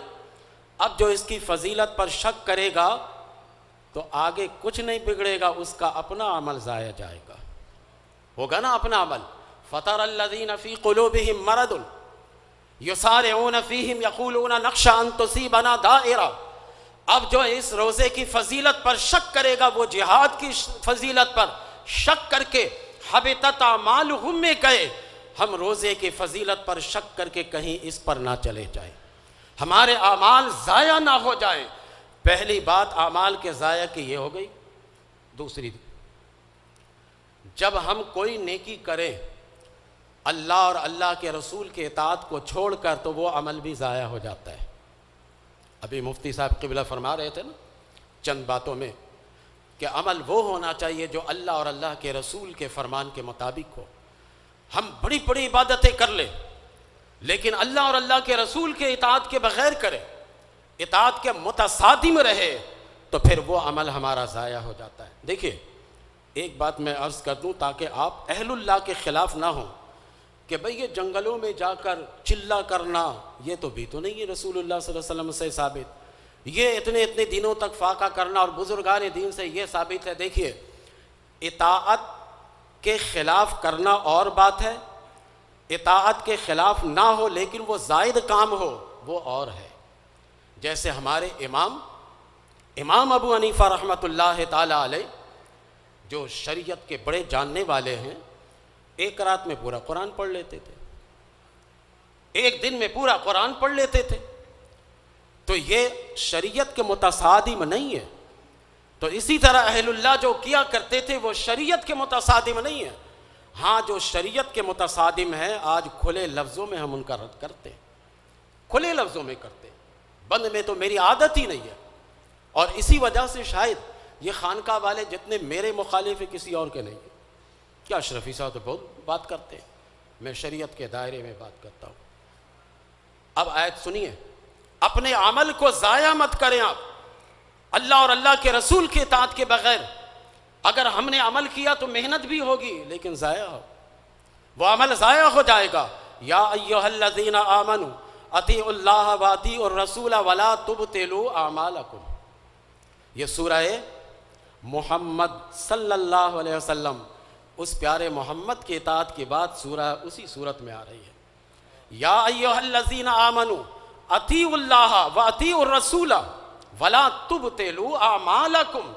اے ایمان والو اللہ کی اطاعت کرو، اللہ کے رسول کی اطاعت کرو اور اپنے عمل کو ضائع مت کرو۔ اب اطاعت الہی اور اطاعت رسول کو چھوڑ کر ہم اپنے عمل کو ضائع کیسے کرتے ہیں، میں کچھ نظیر حدیث شریف سے آپ کو پیش کر کے بتاتا ہوں، کیونکہ ہم تو قرآن کے بھی ماننے والے ہیں، حدیث کے بھی ماننے والے ہیں۔ ابھی 2-4 دن پہلے ایک صاحب سے بات ہو رہی تھی تو وہ اہل تشیع سے کچھ مرعوب ہے، مرعوب، اور جو مرعوب ہوتا ہے وہ اس کا وہ مذہب مرغوب بھی ہو جاتا ہے۔ تو مرعوب تھا، مجھ سے کہہ رہا تھا حضرت آپ جو ہے نا قرآن زیادہ بیان کیا کریں۔ میں نے کہا یار اتنی قرآن میں بیان کرتا ہوں، دوسرے مقرر کے تو تقریر سنو آپ۔ وہ شیعہ کی مثال دینے لگا۔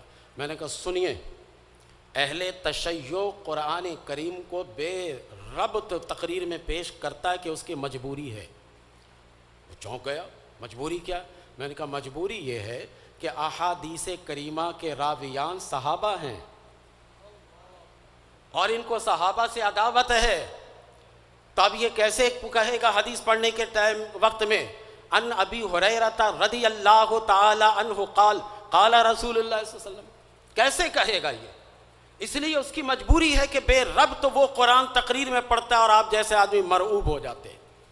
اور ہمارے علماء بے ربط نہیں پڑھتے، ربط کے ساتھ پڑھتے، اس میں آیت جو پڑھتے ہیں اس میں کوئی نہ کوئی ربط ہے، جس وجہ سے کہتے ہیں اس میں ربط کے ساتھ ان کی مجبوری ہے۔ پھر ان کے سمجھ میں بات آئی، میں نے کہا وہ صحابہ کو نہیں مانتے، پھر کوئی حدیث پڑھیں گے تو انہیں کہنا پڑے گا عن ابن مسعود رضی اللہ تعالی عنہ قال قال رسول اللہ صلی اللہ علیہ وسلم، کہنا پڑے گا نا، صحابہ کا نام لینا پڑے گا۔ یہ تو لینا نہیں چاہتے کمبخت، یہ تو بغض صحابہ میں نہیں چاہتے، تو اس لیے یہ حدیث شریف کے طرف نہیں جاتے یہ، اس وجہ سے یہ بے ربط قرآن پڑھ پڑھ کے اپنا وقت گزار لیتے ہیں اور اپنا نذرانہ ٹھیک کر لیتے ہیں، اس وجہ سے کرتے ہیں۔ لیکن ہم وہ ہیں جو حدیث بھی پڑھتے ہیں، قرآن بھی پڑھتے ہیں، بے ربط نہیں کرتے ہیں، ربط کے ساتھ پڑھتے ہیں۔ سنیے، آقا علیہ الصلاۃ والسلام عمل کے ذائقہ، خاص طور پر ماہ رمضان میں ہمارا فوکس جو ہے روزہ ہے۔ آقا علیہ الصلاۃ والسلام کیا فرماتے ہیں؟ فرماتے ہیں کہ الصیام جنۃ، روزہ ڈھال ہے۔ ڈھال جانتے ہوں گے آپ، ایک بڑا سا اس طرح تسلا کی طرح ہوتا ہے، ہاتھ میں رکھتے تھے اس زمانے میں تاکہ کوئی تلوار کا وار کرے تو آگے کر دے، نیزے کا وار کرے تو آگے کر دے۔ ڈھال جنتن، کلام عرب بھی دیکھیں نا کس قدر فصیح ہے۔ جنتن پڑھے جنوں کی جمع، جنتن پڑھیں تو باغ جنت، اور جنتن پڑھیں تو ڈھال، کیا اعراب میں۔ اسی وجہ سے عربی میں اعراب کا خاص خیال رکھنا چاہیے، معنی بدل جاتا ہے زیر زبر کرنے سے۔ ہمارے ہاں اردو میں تو جو دل چاہے کر لیں، اور ایسے ایسے الحمدللہ ملتے ہیں کہ جو بالکل خود کفیل ہوتے ہیں اعراب لگانے میں، وہ بیچارے عبارت کو اپنی ملکیت سمجھ کر جہاں پر زبر لگانا چاہتے، جہاں زیر لگانا، جہاں پیش لگانا، وہ لگاتے رہتے، لیکن معنی تبدیل ہو جاتا ہے، فرق پڑ جاتا ہے۔ الصیام جنتن، روزہ ڈھال ہے، یہ ہے نا روزے کی فضیلت، لیکن جب روزے کو بچائیے گا تب یہ ڈھال ہے، ٹھیک ہے؟ روزے کی حفاظت کیجئے گا تب یہ ڈھال ہے، ایسے یہ روزہ ڈھال نہیں ہے۔ اور یہ روزہ ڈھال یہ دنیاوی آپ پر جو وار کیا جائے اس پر نہیں، جنت جہنم کے آگ سے یہ ڈھال ہے۔ اگر کسی وجہ سے جہنم میں، یہ علی سبیل الفرض میں بات کر رہا ہوں، کسی وجہ سے اگر جہنم میں ڈالے گئے تو یہ روزہ آپ کو آگ سے جلنے سے بچائے گا۔ الصیام جنت، لیکن اس کی حفاظت ہم پر لازم ہے۔ کیسے حفاظت کریں گے؟ ما لم یخرقھا، جب تک کہ یہ پھٹ نہ جائے۔ یہ اب حفاظت کی بات ہو رہی ہے کہ روزہ ڈھال ہے، اس سے دنیا اور آخرت میں بھرپور فائدہ اٹھا سکتے ہیں، لیکن جب تک کہ ما لم یخرقھا پھٹ نہ جائے۔ اللہ کے رسول علیہ الصلاۃ والسلام سے صحابہ نے عرض کی، آقا یہ روزہ کیسے پھٹ جاتا ہے؟ کہا جھوٹ اور غیبت سے۔ جب روزے کی حالت میں بندہ جھوٹ کہتا ہے تو روزہ جو ڈھال ہے وہ پھٹ جاتا ہے، جب یہ غیبت کرتا ہے تو یہ روزہ پھٹ جاتا ہے۔ اب ہماری اور آپ کی ذمہ داری ہے کہ روزہ رکھ کر ہم نے جھوٹ کہنا ہے یا نہیں کہنا۔ پورے دن روزہ رکھ کر جھوٹ کہیں اور غیبت کریں تو پھر شام تک بھوکے پیاسے رہ کر کیا فائدہ آپ کو ملا؟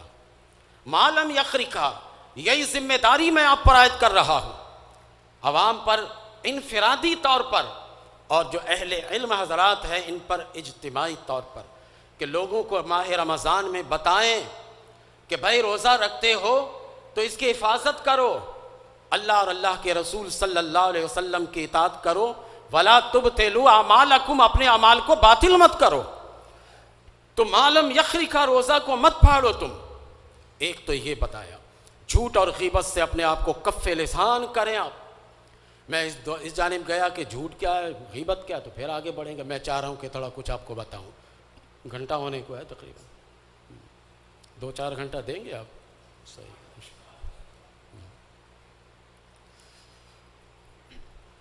پہلی حدیث شریف کے ایک حصہ میں نے پیش کیا تھا، اس سے پتہ لگ گیا.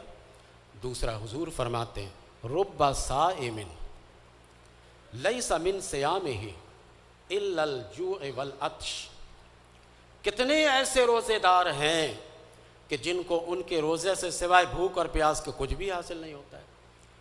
دن بھر بھوکے رہے، دن بھر پیاسے رہے، اس کے علاوہ کچھ حاصل نہیں ہوا اسے.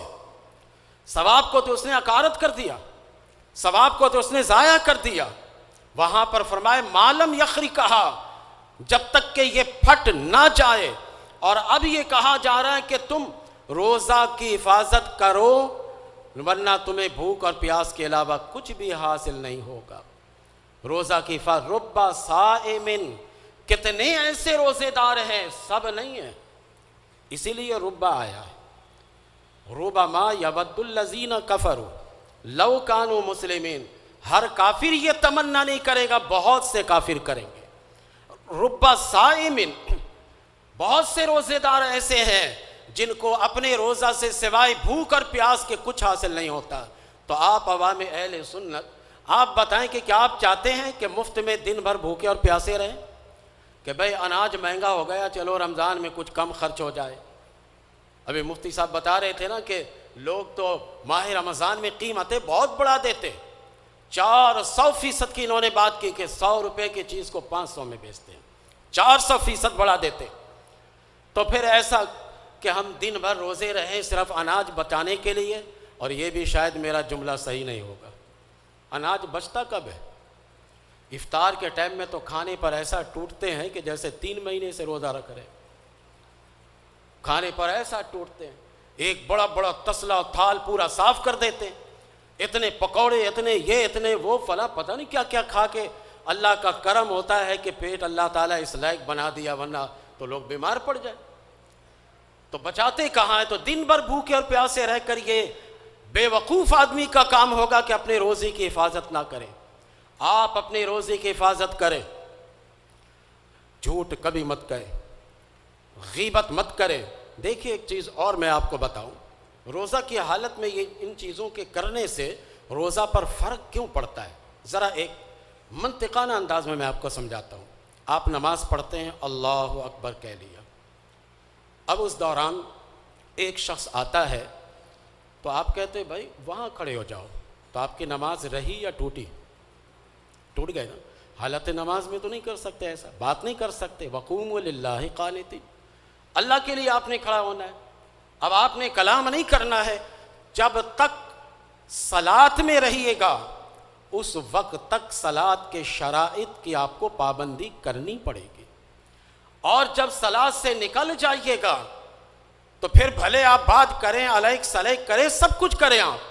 اسی طرح صبح صادق کے ہوتے ہی جب کھانا پینا بند کیا، روزہ شروع. جب غروب آفتاب ہو روزہ ختم. یہاں سے لے کر وہاں تک آپ اگر گھر میں بیٹھ کر کوئی کام کاج کر رہے ہیں تب بھی آپ صائم ہیں، تب بھی آپ روزہ سے ہیں. کاروبار کر رہے ہیں تب بھی آپ روزہ سے ہیں. یہاں تک کہ میں ایک سخت جملہ کہہ دوں، اگر آپ بیت الخلاء میں ہیں جب بھی آپ صائم ہیں. ٹھیک ہے نا؟ روزہ ہی کی حالت میں ہیں. تو جس طرح صلاۃ کی حالت میں آپ کلام کرتے تو آپ کی صلاۃ ختم ہو جاتی، تو اتنے دورانیہ میں جو آپ صیام کی حالت میں ہیں جھوٹ بولیے گا تو آپ کا روزہ رہا کہاں؟ آپ اس وقت سے اس وقت تک روزہ میں ہیں. آپ چل رہے ہیں تب بھی روزہ سے، بیٹھے ہیں جب بھی روزہ سے ہیں. آپ نماز کی حالت میں کھڑے ہو گئے، نماز اس وقت آپ نمازی مصلی بھی ہیں اور ساتھ ہی ساتھ آپ صائم بھی ہیں. اس لیے آپ اپنے روزہ کی حفاظت کریں. جن وبائی تباہی چیزوں سے منع کیا گیا ہے ان چیزوں سے بچا جائے. زمانہ رسالت صلی اللہ علیہ وسلم کا ایک مشہور واقعہ جو بہت ہمارے مقررین بیان کرتے، مناسبت سے ایک اشارہ دیتا ہوں کہ نبی کریم علیہ السلام کے پاس ایک خبر آئی کہ آقا 2 ایسی عورتیں ہیں کہ جن کو روزہ بہت لگ رہا ہے اور اس قدر روزے کا احساس ہو رہا ہے کہ قریب المرگ ہو گئی ہے وہ، یعنی مرنے کے قریب ہو گئی۔ نبی کریم علیہ السلام نے فرمایا کہ ان کو جا کر کہو ایک برتن دے کر کہ اس میں الٹی کرے، قے کرے۔ ان کے پاس لے گئے صحابی، برتن لے جا کر کہا کہ اس میں قے کرو۔ جب قے کرنے لگی دونوں عورتیں تو گوشت کے چھوٹے چھوٹے ٹکڑے نکلنے لگے۔ وہ عورتیں بڑی حیران تھیں، دونوں عورتیں، کہ ہم نے تو یہ کھائے نہیں ہے سحری میں، یہ گوشت کے ٹکڑے ہمارے پیٹ میں کیسے آ گئے؟ آقا علیہ السلام کے پاس جب یہ بات آئی تو آقا نے فرمائی غیبت کرتی رہی ہے روزہ کی حالت میں، جس کا نتیجہ یہ روزے پر پڑا ہے۔ تو اب اندازہ ہو گیا کہ روزے کی حفاظت کیسے کریں گے۔ یقین جانیے کہ اگر آپ روزہ کی حفاظت کی غرض سے، روزہ کی محبت کی غرض سے اور اس کے ثواب کے حصول کی غرض سے 1 مہینے تک جھوٹ سے رک جائیے گا، 1 مہینے تک غیبت سے رک جائیے گا، تو 11 مہینے تک اللہ تبارک و تعالی آپ کی زبان کو ان دونوں چیز سے روک دے گا۔ ماہ رمضان کی اتنی برکت ملے گی آپ کو کہ اللہ تبارک و تعالی روک دے گا۔ پھر ایک مقام پر اللہ کے رسول علیہ السلام فرماتے ہیں لیس الصیام من الاکل والشرب وانما الصیام من اللغو والرفث۔ دیکھیے حدیث شریف، اللہ کے پیارے حبیب علیہ السلام فرماتے ہیں روزہ یہ نہیں ہے کہ تم کھانا پینا چھوڑ دو، روزہ یہ ہے کہ غیبت، لغو اور رفث کو چھوڑ دو، لغو اور رفث کو چھوڑ دو۔ رفث کہتے ہیں کہ بری بات کرنا، بری بات کرے، جو جماع کی طرف داعی الی الجماع رہے، ایسی بات کرنے کو کہتے ہیں۔ روزہ کی حالت میں بری بات مت کرے، کسی کی غیبت کرے یہ بری بات ہے، کسی کو نشانہ بنائے یہ بری بات ہے یہ۔ اور اسی طرح وہاں پر یہ جو ہمارے یہاں ٹچ موبائل ہے، یہ اس کو ذرا سا آپ مس موبائل کر دیجئے ماہ رمضان میں۔ اہل علم حضرات تو یہ کرتے ہیں، ٹھیک ہے، ہر ایک الگ الگ فائدہ اٹھاتے ہیں۔ یہ لاؤڈ اسپیکر انگریزوں نے جو بنایا تھا 1921 میں، یہ 1924 میں، اس کو اگر پتہ ہوتا نا کہ مسلمانوں کے امام اور علماء اس پہ تقریر کریں گے تو بناتے ہی نہیں وہ۔ اس نے گانے بجانے دور تک پہنچانے کے لیے 1924 میں لاؤڈ اسپیکر کو ایجاد کیا۔ ہم لاؤڈ اسپیکر کو لے کر بیٹھ گئے قرآن و حدیث سنانے کے لیے۔ تو اسی طرح ٹچ موبائل اس نے بنائے ہمارے نوجوانوں کو خراب کرنے کے لیے، لیکن ہمارے اہل علم حضرات اس سے فائدہ اٹھا کر تبلیغ اور ارشاد کا کام کرتے ہیں۔ ہر ایک الگ الگ ہے، لیکن عوام کو چاہیے کہ وہ اس سے گریز کرے۔ لغو قسم کے رفث اور لغو کو اگر نہ بچائے تو پھر کیا فائدہ، دن بھر بھوکے اور پیاسے رہے۔ ایک اور حدیث کا تھوڑا سا جز میں بیان کر کے آگے چلوں کہ عمل کو ضائع کرنے کی یہ دوسری صورت قرآن کریم میں بتائی جا رہی، اس پر میں یہ حدیث شریف پیش کر رہا ہوں کہ اطاعت رسول کے بغیر جو روزہ رکھا جائے وہ اپنے عمل کو ضائع کرنے کے مترادف ہے۔ آقا فرماتے من لم یدع قول الزور والعمل به فلیس له حاجۃ ان یدع طعامہ وشرابہ، کہ اللہ تبارک و تعالیٰ کو اس کی کوئی حاجت نہیں ہے کہ تم اپنا کھانا پینا چھوڑ دو، لیکن جھوٹی بات نہ چھوڑو اور اس پر عمل کرنا نہ چھوڑو۔ اللہ کو اس کی کوئی حاجت نہیں ہے، کھانا پینا چھوڑنا یہ کیا اللہ تبارک و تعالیٰ تم سے چاہے گا؟ اللہ تو تم سے پریکٹس کروانا چاہتا ہے، مشق کروانا چاہتا ہے کہ تم سے 11 مہینے تک جھوٹ چھڑوا کر، 1 مہینے تک جھوٹ چھڑوا کر 11 مہینے تک چھڑوائیں گے، 1 مہینے تک غیبت چھڑوا کر 11 مہینے تک غیبت سے تمہیں روکیں گے، 1 مہینے تک مسجد میں بھیج کر باقی 11 مہینے تک جانے کے تمہیں ہم مشق کرائیں گے کہ تم جاؤ وہاں پر، اور 20 رکعت تراویح پڑھا کر ہم تمہیں دن اور رات میں 20 فرائض کی عادت ڈلوائیں گے۔ دن اور رات 24 گھنٹے میں فرائض کتنے بنتے ہیں؟ ذرا عوام کے لیے ہے، 4 ظہر، 4 عصر، کتنے ہو گئے؟ 8، 3 مغرب، کتنے ہو گئے؟ 11، 4 عشاء، کتنے ہو گئے؟ 15، 3 وتر، ہمارے یہاں واجب ہے نا، 3 وتر، کتنے ہو گئے؟ 2 فجر کی نماز۔ فرائض 20 فرائض کی مشق اللہ کرا دیتا ہے 20 رکعت تراویح پڑھا کر۔ تو تم 1 مہینہ آ کر 20 رکعت تراویح پڑھ لو جماعت کے ساتھ، تو پھر تمہیں ہم عادی بنا دیں گے خود بخود. کبھی تمہیں شیطان نہیں روک سکتا فرائض کے پڑھنے پر, کبھی شیطان تمہیں نہیں بھگا سکتا روزہ نماز چھوڑنے پر. تم آ کر خلوص کے ساتھ کر کے تو دیکھو. تو یہ اللہ تبارک و تعالی مشق کراتا ہے. بہت شاندار مہینہ ہے یہ. اہل نصیب کو یہ مہینہ ملتا ہے, اہل قسمت کو یہ مہینہ ملتا ہے, اور اہل سعادت کو ملتا ہے یہ مہینہ, اور وہ اس مہینے میں بہت کچھ کر جاتے ہیں. اسی وجہ سے ہم نے اہل اللہ کی ہسٹری پڑھی ہے کہ وہ 29 شعبان کو اپنے سارے مریدین کو جمع کرتے تھے, اپنے محبین کو جمع کرتے تھے, اپنے معتقدین کو جمع کرتے تھے, اور کہتے تھے کہ بھائی آج دل بھر کر ہم تم سے بات کر لیں گے, آج کے بعد سے عید الفطر تک ہماری اور تمہاری ملاقات نہیں ہوگی.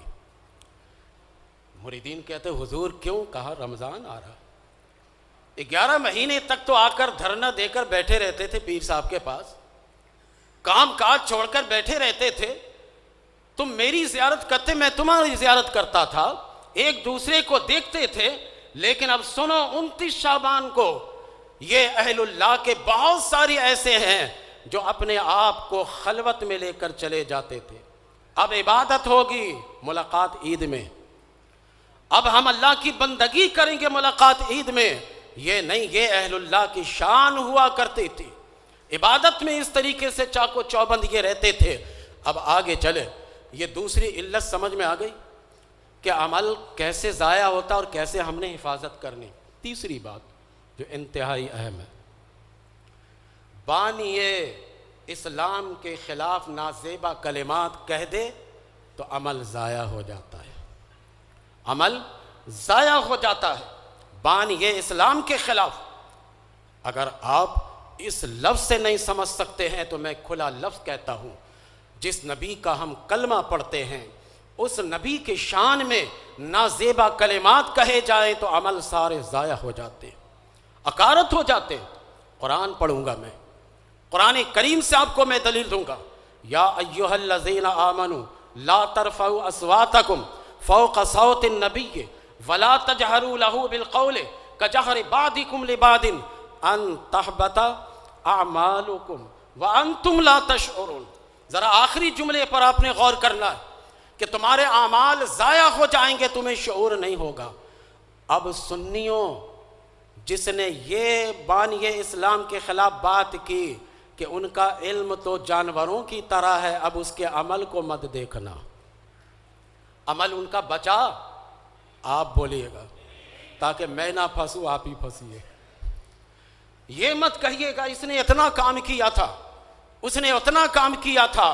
قرآن کہہ رہا ہے کہ اس بانی اسلام کی شان میں نازیبا کلمات اگر کہے جائیں تو عمل اکارت ہو جاتے ہیں. جانور کی طرح علم بتا کر, بہائم کی طرح علم بتا کر کیا انسان اپنا عمل بچا سکتا ہے؟ کبھی بھی نہیں بچا سکتا ہے. تو کیوں آپ اتنے مرعوب ہو جاتے ہیں؟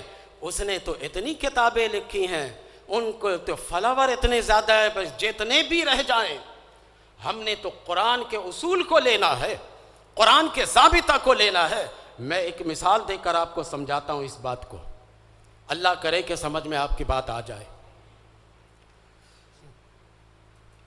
ایک آدمی, میں کہاں کی مثال دوں, کوئی برا نہ مانے, مثال تو صرف سمجھانے کے لیے ہوتی. گلشن ضیاء سے اپنے بچی کو بیاہ کر, بچے کے دلہن کو لے کر گلشن ضیاء سے لاتا ہے, گلشن بہار میں. یہ مثال ہے صرف. ہاں بھائی برا نہیں ماننا بھائی, ادھر بھی ہے. یہ مثال صرف سمجھانے کے لیے, ٹھیک ہے نا. گلشن ضیاء سے لے کر آتا ہے. اب یہ لڑکا 40 سال تک اس کے ساتھ رہا, بڑی پیار محبت رہی, بچے بھی ہوئے. ایک دن آپس میں جھگڑا ہوا, شوہر نے کہا تمہیں طلاق ہے, تمہیں طلاق ہے, تمہیں طلاق ہے.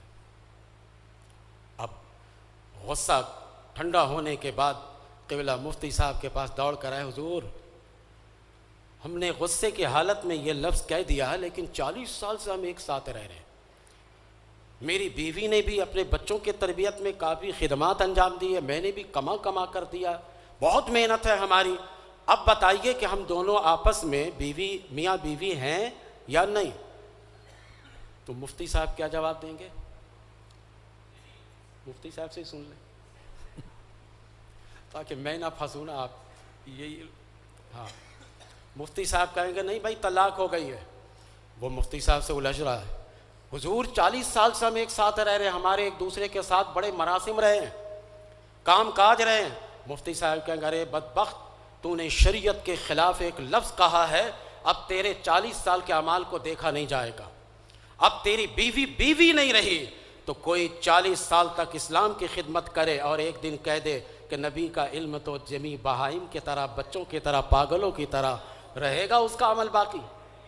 اپنے عقیدے کو درست کر لو, کسی کے ظاہری چیزوں پر نہیں جائیے آپ.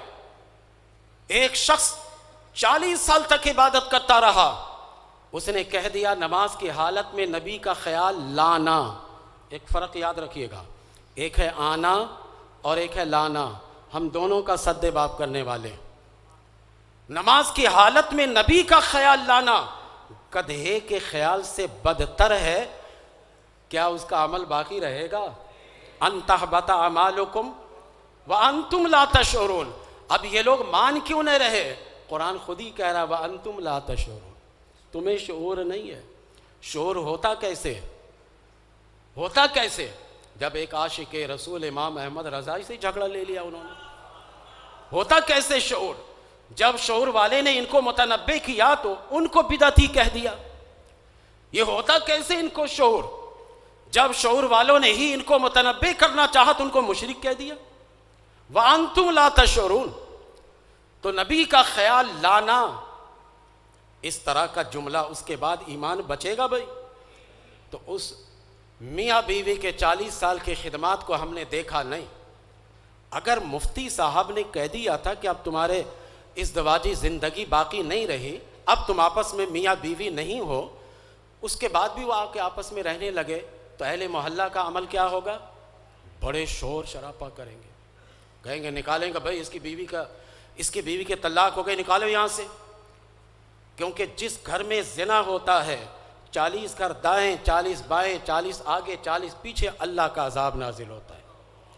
تو گھر والے کہیں گے جب طلاق ہو گئی ہے تو اب نہیں رکھو ان کو, گھر والے واویلا مچائیں گے. تو آپ کو یہ بات سمجھ میں نہیں آتی اہل علم جب بتاتے؟ آپ ان کی بڑی بڑی کتابوں پر چلے جاتے, آپ ان کے بہشتی زیور پر چلے جاتے, حالانکہ بہشت میں زیور کیا لینا ہے؟ انسان تو ایسے بغیر زیور کے بہشت میں چمک رہا ہوگا, دمک رہا ہوگا. یہ جو ناخن ہے نا, یہ ناخن دیکھ رہے میری طرف, یہ ہے جنت میں ہمارا پورا جلد. جب آدم علیہ السلام نکالے گئے نا تو اللہ نے جنت کی ایک نشانی یہ انگوٹھے پہ چھوڑ دی صرف. ایسا اس قدر چمکدار جلد ہماری ہوگی جنت میں, تو ہمیں زیور کی کیا ضرورت ہے؟ آپ اس کے فلاں کتاب کو دیکھتے, فلاں کتاب کو دیکھتے, اس کی کیا ضرورت ہے؟ آپ اصل چیز کو نہیں دیکھتے جس سے عمل ضائع ہو رہا ہے. عمل ضائع ہوتا ہے. یہ قرآن اللہ کا کہہ رہا ہے, اور کس سے کہہ رہا ہے؟ یا ایھا الکفرہ سے نہیں کہہ رہا, یا ایھا الفجر سے نہیں کہہ رہا, یا ایھا الفسقہ سے نہیں کہہ رہا, یا ایھا الذین آمنوا سے کہہ رہا. جو قرآن کا ترجمہ بھی جانتا ہوگا, حدیث کا ترجمہ بھی جانتا ہوگا, فقہ بھی جانتا ہوگا, نماز بھی پڑھتا ہوگا, روزے بھی رکھتا ہوگا, اور وہ بانی اسلام کی شان میں بے ادبی کر کے ان تحبط اعمالکم کر چکا ہوگا, لیکن اس کو شعور نہیں ہوگا. شعور نہیں ہوگا. اسی لاشعوری میں آج کل مناظرے ہوتے, آج کل مباحثے ہوتے, آج کل مجادلہ کرتے ہیں لوگ. یہ سب بیکار ہے. ہم نے تو دل سے مان لیا کہ ایسا آدمی منقطع, عمل اس کا ضائع ہو چکا ہے. ہم نے اب تک نام نہیں لیا, اس لیے کہ ابھی زبان میں مٹھاس ہے. اشارہ سمجھ گئے؟ زبان کو کڑوا کرتے تو ان سے پانی مانگنا پڑتا. ایسے لوگوں کا نام کیوں لے لیں؟ ہم نام لیں گے بھی تو یوں کہیں گے مخدوم سید اشرف. اب زبان میں مٹھاس اور آئی, اب مٹھاس ہے. اس جیسے کی بات کرنے کی کیا ضرورت ہے؟ لیکن آپ سمجھ گئے. اب آپ کی ذمہ داری ہے, ماہ رمضان میں لوگ متوجہ ہوتے ہیں مساجد کی طرف, آپ اپنے اپنی مسجدوں میں ان کو سمجھائیں, اس اینگل سے سمجھائیے, اس زاویے سے سمجھائیے کہ بھئی دیکھو ایسے ایسے عمل انسان کا ضائع ہو جاتا ہے، تو قرآن سے 3 ضائع ہونے کی میں نے صورتیں بتائی۔ فضیلت اعمال پر شک اور تردد کرنے سے عمل ضائع ہوتا ہے، اب وہ بھی قرآن بتا رہا ہے، ٹھیک ہے، قرآن بتا رہا، اطاعت الہی اور اطاعت رسول کے بغیر عمل کرنے سے عمل ضائع ہو جاتا ہے، یہ بھی قرآن بتا رہا ہے۔ اور بانی اسلام ہمارے اور آپ کے آقا مولا جناب محمد الرسول اللہ صلی اللہ علیہ وسلم کی شان میں ادنا گستاخی کرنے سے عمل ضائع ہو جاتا ہے۔ اتنی بڑی بڑی باتیں کہہ کہ کیا تم جیسے کے لیے تو کچھ نہیں ہے۔ ایک آدمی جس نسل کا ہوتا ہے اس کے سامنے 10-20 گالیاں دی جائے تب بھی مسکراتا رہتا ہے، لیکن ایک اعلیٰ نسب والا ہوتا ہے، اس کو صرف اتنا کہہ دے کہ آپ کو تو ایسا نہیں کرنا چاہیے، اس کے لیے 1000 گالی سے زیادہ جملہ سخت ہے۔ یہ میرے آقا کے دربار ہے جہاں اعلیٰ نسب کی انتہا ہوتی ہے، جہاں فضیلتوں کی انتہا ہوتی ہے۔ میرے آقا کے دربار میں اتنے بڑے بڑے جملے کہے گئے پھر بھی اس کو کمتر سمجھتے، یہ کمتر ہے، یہ بہت بڑے بڑے جملے ہیں، عمل اس سے ضائع ہو گئے بالیقین۔ اس لیے ہم میں سے کسی کا ایسا عقیدہ نہیں ہے، کسی کا نہیں، الحمدللہ۔ ان کو بتائیے، نئی نسل کو بتائیے۔ ہمارے یہاں پرابلم یہ ہوا کہ اب یہ بحث دوسری طرف انہوں نے منتقل کر دیا۔ بھئی یہ لوگ جو ہے نا سامنے کھانا رکھ کر فاتحہ کرتے ہیں، کسی صحابی نے کیا؟ جلدی بول دیتے ہیں نہیں۔ یہ لوگ اذان سے قبل صلاۃ و سلام پڑھتے، بلال نے صلاۃ و سلام پڑھی انہوں نے؟ کہتے نہیں۔ کہا یہ اختلاف ہے۔ یہ کھڑے ہو کر یا نبی سلام علیہ کہتے ہیں، کسی صحابی نے کیا؟ کہتے نہیں۔ اب سنی بیچارے بھولے بالے ہی جلدی آ جاتے۔ ان کو بتائیے میرے دوست یہ اختلاف نہیں ہے، یہ تو اپنا اپنا طریقہ ہے کہ آپ اس کام کو کریے گا تو ثواب ملے گا، نہیں کیجیے گا نہیں ملے گا۔ اور جہاں تک ان جیسے باتوں کی کا بات کرتے ہیں آپ، ہماری مسجد میں مغرب میں صلاۃ و سلام نہیں ہوتی ہے۔ اگر ہم اس کو ضروری اور واجب سمجھتے تو ہماری مسجد میں 5 وقت صلاۃ و سلام پڑھتے ہیں۔ محدث اعظم پاکستان مولانا سردار علی صاحب رحمۃ اللہ تعالی علیہ فیصل آباد میں ان کی مسجد میں 5 وقت صلاۃ و سلام نہیں ہوتی۔ کیا وہ سنی نہیں ہے؟ یہ سب اس پر اختلاف نہیں ہے، اختلاف اس پر ہے جو میں آپ کو بتا رہا ہوں، نشاندہی کر رہا ہوں۔ تو عمل ضائع ہونے کی صورتیں سمجھ میں آ گئی۔ اب ماہ رمضان میں روزے رکھے اور روزہ کو بچائیے، یہ 2 ذمہ داریاں ہو گئی۔ تیسری بھی بتا دوں یا ختم کر دوں؟ بتا دوں؟ چلو ایک بتا دیتا ہوں، میرے خیال سے کافی لمبی تقریر ہو رہی ہے، ایک بتا کے ختم کر، ٹھیک ہے؟ باقی 2 ادھار رکھ لیتے ہیں وہاں کی طرح، 2 میں 2 کریں گے، وہاں بھی یہاں بھی کرتے رہیں گے، لیکن ہے بڑے شاندار سا۔ ماہ رمضان میں کثرت تلاوت کیجیے، یہ ہم پر ذمہ داری ایک عائد ہوتی ہے۔ کیوں بھائی؟ ماہ رمضان میں خصوصیت کے ساتھ کثرت تلاوت کیوں کریں؟ اس لیے کہ آسمانی جتنی کتابیں اور صحائف اترے بنی نوع انسان کی ہدایت کے لیے سب اسی ماہ رمضان میں، ٹھیک ہے نا؟ ماہ رمضان میں، اور اللہ تبارک و تعالی جو تعارف کرا رہا ہے، شہر رمضان الذی انزل فیہ القرآن، رمضان کا وہ مہینہ ہے جس میں قرآن اتارا گیا ہے۔ یہ کیوں کرا رہا ہے؟ اسی لیے کرا رہا ہے کہ جس مہینے میں قرآن اترا ہے اس مہینے میں کثرت سے پڑھو، کثرت سے تلاوت کرو اس مہینے میں۔ باقی مہینے میں بھی آپ پڑھیں لیکن اس کا دورانیہ بڑھا دیجیے آپ۔ اب آئیے، آپ کے پوسٹر میں نے دیکھا تھا عرس امام اعظم ابو حنیفہ بھی، امام صاحب کا رویہ کیا تھا؟ ماہ رمضان میں قرآن پاک کی تلاوت کیسے کرتے تھے؟ امام صاحب ماہ رمضان میں دن میں 1 ختم کرتے تھے، رات میں 1 کرتے تھے۔ 30 دن ہو گئے، کتنے ہو گئے؟ 60۔ ایک کتاب میں، ایک روایت میں نے پڑھی، ایک تراویح کی نماز میں پڑھتے تھے، کتنے ہو گئے؟ 61 بار۔ اور ایک میں نے ان کے سیرت کی کتاب میں پڑھی کہ ہر 10 دن میں تراویح میں 1 ختم کرتے تھے، تو کتنے ہو گئے؟ 63 ہو گئے۔ میرے ذہن نے اسی کو قبول کیا کہ امام صاحب نے نبی کریم علیہ الصلاۃ والسلام کے 63 سالہ زندگی کو نظر پیش کی ہے 63 ختم کر کے۔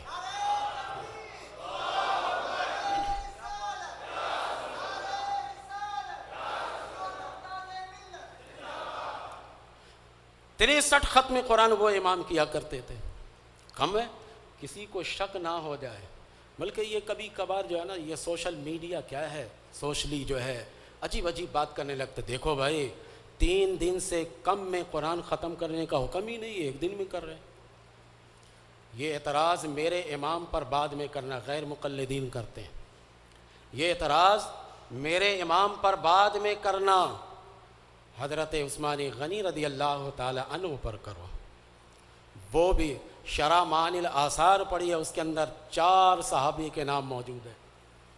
حضرت عبداللہ بن زبیر بھی 1 دن میں 1 ختم قرآن کرتے تھے. اور حضرت عثمان غنی رضی اللہ تعالیٰ عنہ وہ ہیں جو خانہ کعبہ کے اندر 1 رکعت میں 1 ختم قرآن کیا ہے. تو یہ اعتراض صرف ہمارے امام پر ہوتا ہے یا صحابہ پر بھی یہ جائیں گے؟ نہ ہم اپنے امام پر اعتراض کرتے ہیں، نہ صحابہ پہ کرتے ہیں. ہم تو ہے ہی ہیں خوش عقیدہ، ہم تو اہل اللہ کے کرامت کو مانتے ہیں. ایک حدیث شریف میں ہے جو شرح معانی الآثار میں پوری بحث موجود ہے قرات کے باب میں، کہ نبی کریم علیہ الصلاۃ والسلام نے مغرب کی نماز میں سورہ اعراف کی تلاوت کی.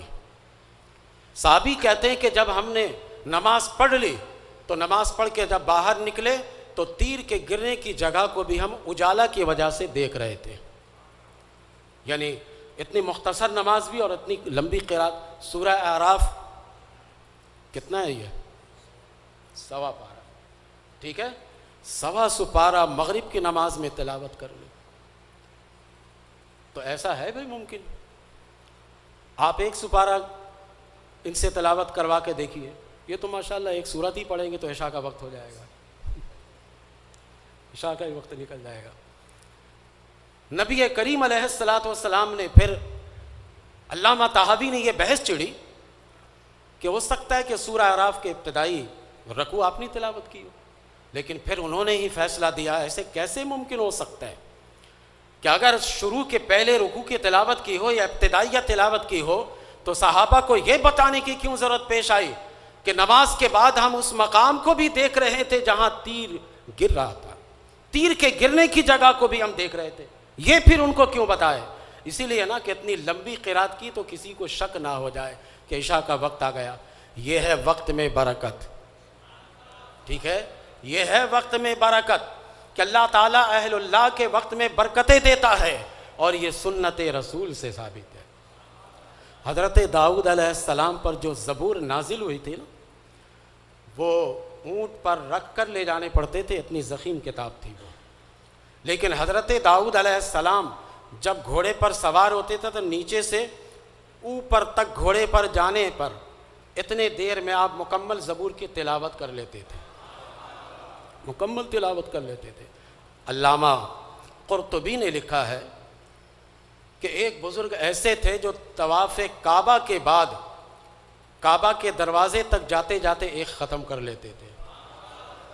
یہ ساری باتیں یہ مان لیتے، ہمارے امام پر ان کو اعتراض ہے. ہمارے امام پر یہ دراصل بغض ہے، یہ حسد ہے. یہ ہمارے امام کو اپنے دل میں جگہ دیتے نہیں ہیں. اوپر دل سے جب ہمارے امام کا تذکرہ ہوتا ہے تو خلی صرف کہہ لیتے امام ابو حنیفہ رحمۃ اللہ علیہ، اوپر دل سے کہہ لیتے، ورنہ اصل میں جگہ دیتے نہیں. تو جو اعتراض امام صاحب پر کریں گے وہ دوسرے پر بھی اعتراض موجود ہے. تو دوسرے پر جب اعتراض کرتے نہیں، وہاں مسلم ہے، تسلیم ہے، تو میرے امام کی بات بھی تسلیم ہے. تم مت مانو، ہم سب مانیں گے. امام ابو حنیفہ رحمۃ اللہ تعالی علیہ، ایک میں گائیڈ لائن دے رہا ہوں جو ذمہ داری ہے کثرت تلاوت کی، ایک فتویٰ دے رہا ہوں. علامہ ابو اللیث سمرقندی رحمۃ اللہ تعالی علیہ تنبیہ الغافلین میں لکھتے ہیں امام صاحب کا یہ فتویٰ کہ من قرأ القرآن فی السنۃ مرتین فکان ادی حقہ. کہتے کہ جو سال میں کم از کم 2 مرتبہ بھی ختم قرآن کر لیتا ہے تو اس نے قرآن کا حق ادا کر دیا.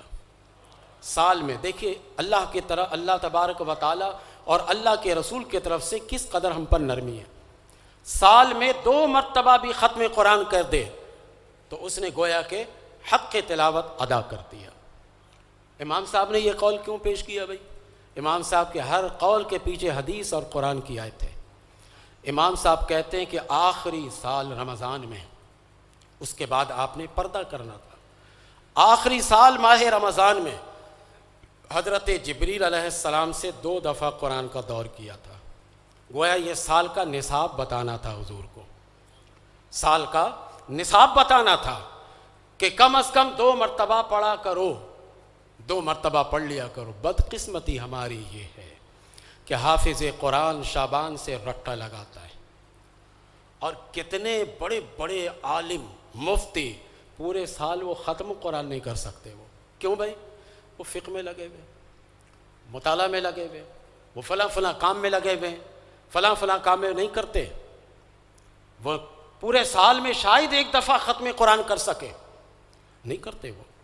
مجھ پر مت شک کیجئے گا، اس لیے نہیں شک کیجئے گا کہ میں پڑھتا ہوں، نہیں، اس لیے مت شک کیجئے گا کہ میں اتنا بڑا عالم ہوں نہیں، اس لیے میں تلاوت کر لیتا ہوں، اس لیے میں کر لیتا ہوں تلاوت کر لیتے آدمی۔ آپ نے سنا ہوگا امام زفر رحمۃ اللہ تعالی علیہ کا نام، یہ احناف کے اماموں میں سے ہیں۔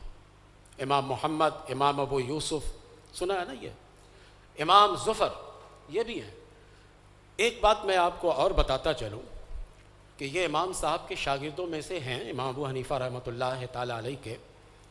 امام صاحب نے فقہ میں مسائل لکھ کر اپنے 40 شاگردوں کے حوالے کیا تھا، اور ایک رائے کے مطابق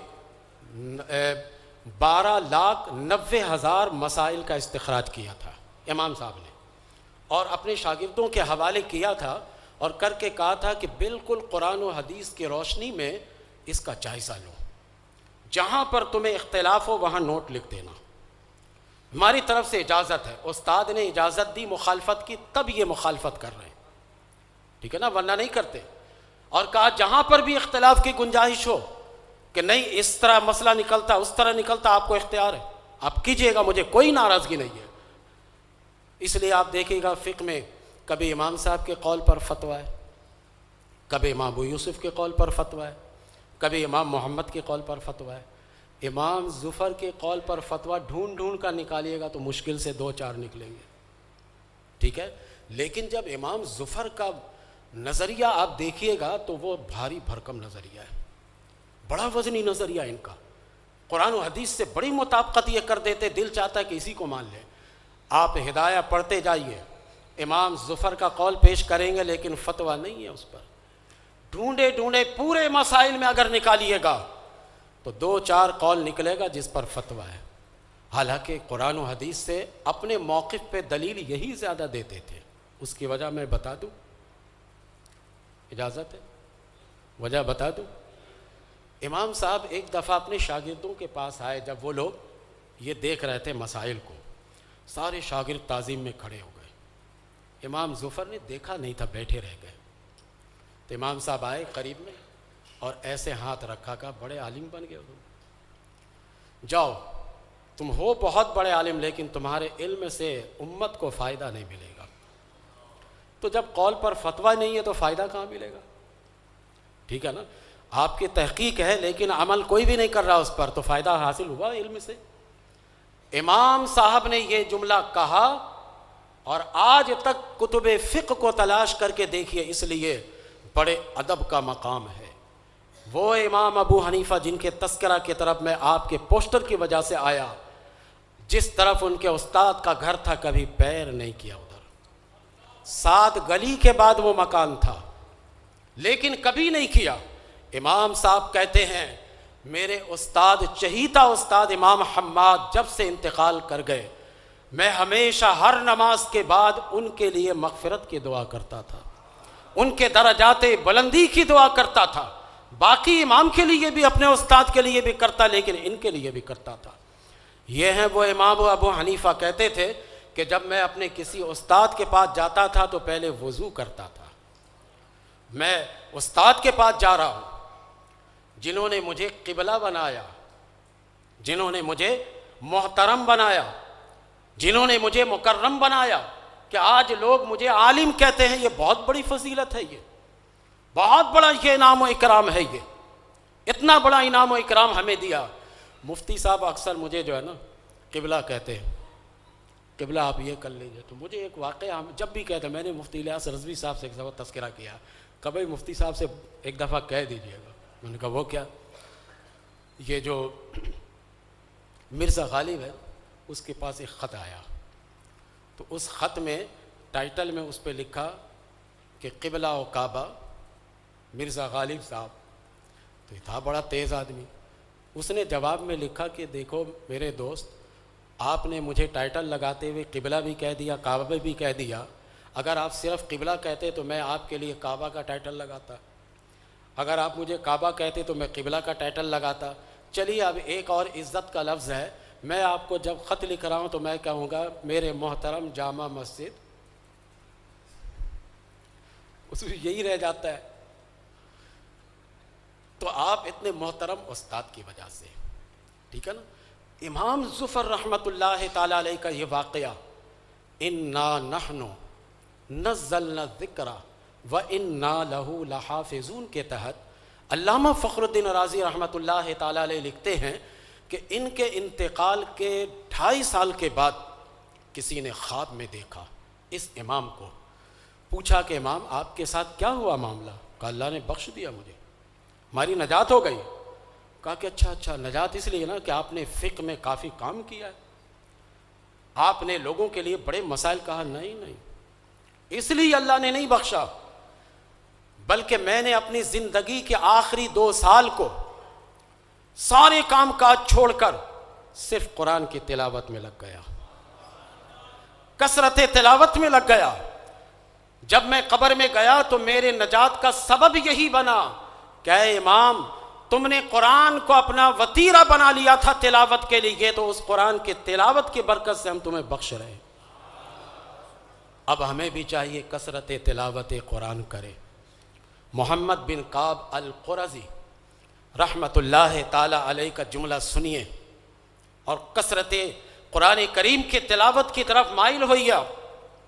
وہ کہتے کہ من قرأ القرآن فکأنما رأى النبی صلی اللہ علیہ وسلم ثم قرأ وأوحی الی ھذا القرآن لأنذرکم بہ ومن بلغ. یہ علامہ ابو اللیث سمرقندی رحمۃ اللہ تعالی علیہ تنبیہ الغافلین میں لکھ رہے ہیں, اس حوالے سے میں بتا رہا ہوں. کہتے کہ من قرأ القرآن, جس نے قرآن کی تلاوت کی, فَكَأَنَّمَا رَأَى النَّبِيَّ صلی اللہ علیہ وسلم, گویا کہ اس نے نبی کی زیارت کی ہے. قرآن کریم یہ آپ پڑھتے ہیں گویا کہ نبی کی زیارت آپ کر رہے ہیں. ہمیں پورے رمضان نبی کی زیارت کی ضرورت ہے اور پورے زندگی نبی کی زیارت کی ضرورت ہے.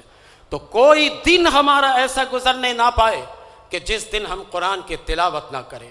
جس دن آپ قرآن کی تلاوت نہ کر سکے تو اپنے اندر افسوس پیدا کیجئے کہ آج تو میں نے نبی کی زیارت نہیں کی, نبی کی زیارت نہیں کی.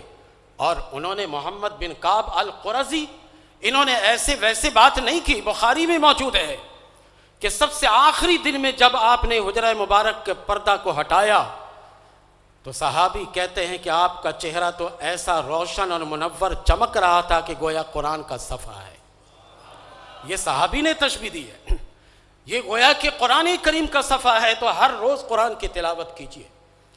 آج کی رات میری یہ بات سن کر جا کر اگر آپ کے اندر یہ شوق بیدار ہو تو کم از کم 1 پاؤ قرآن کی تلاوت کر لیجئے گا.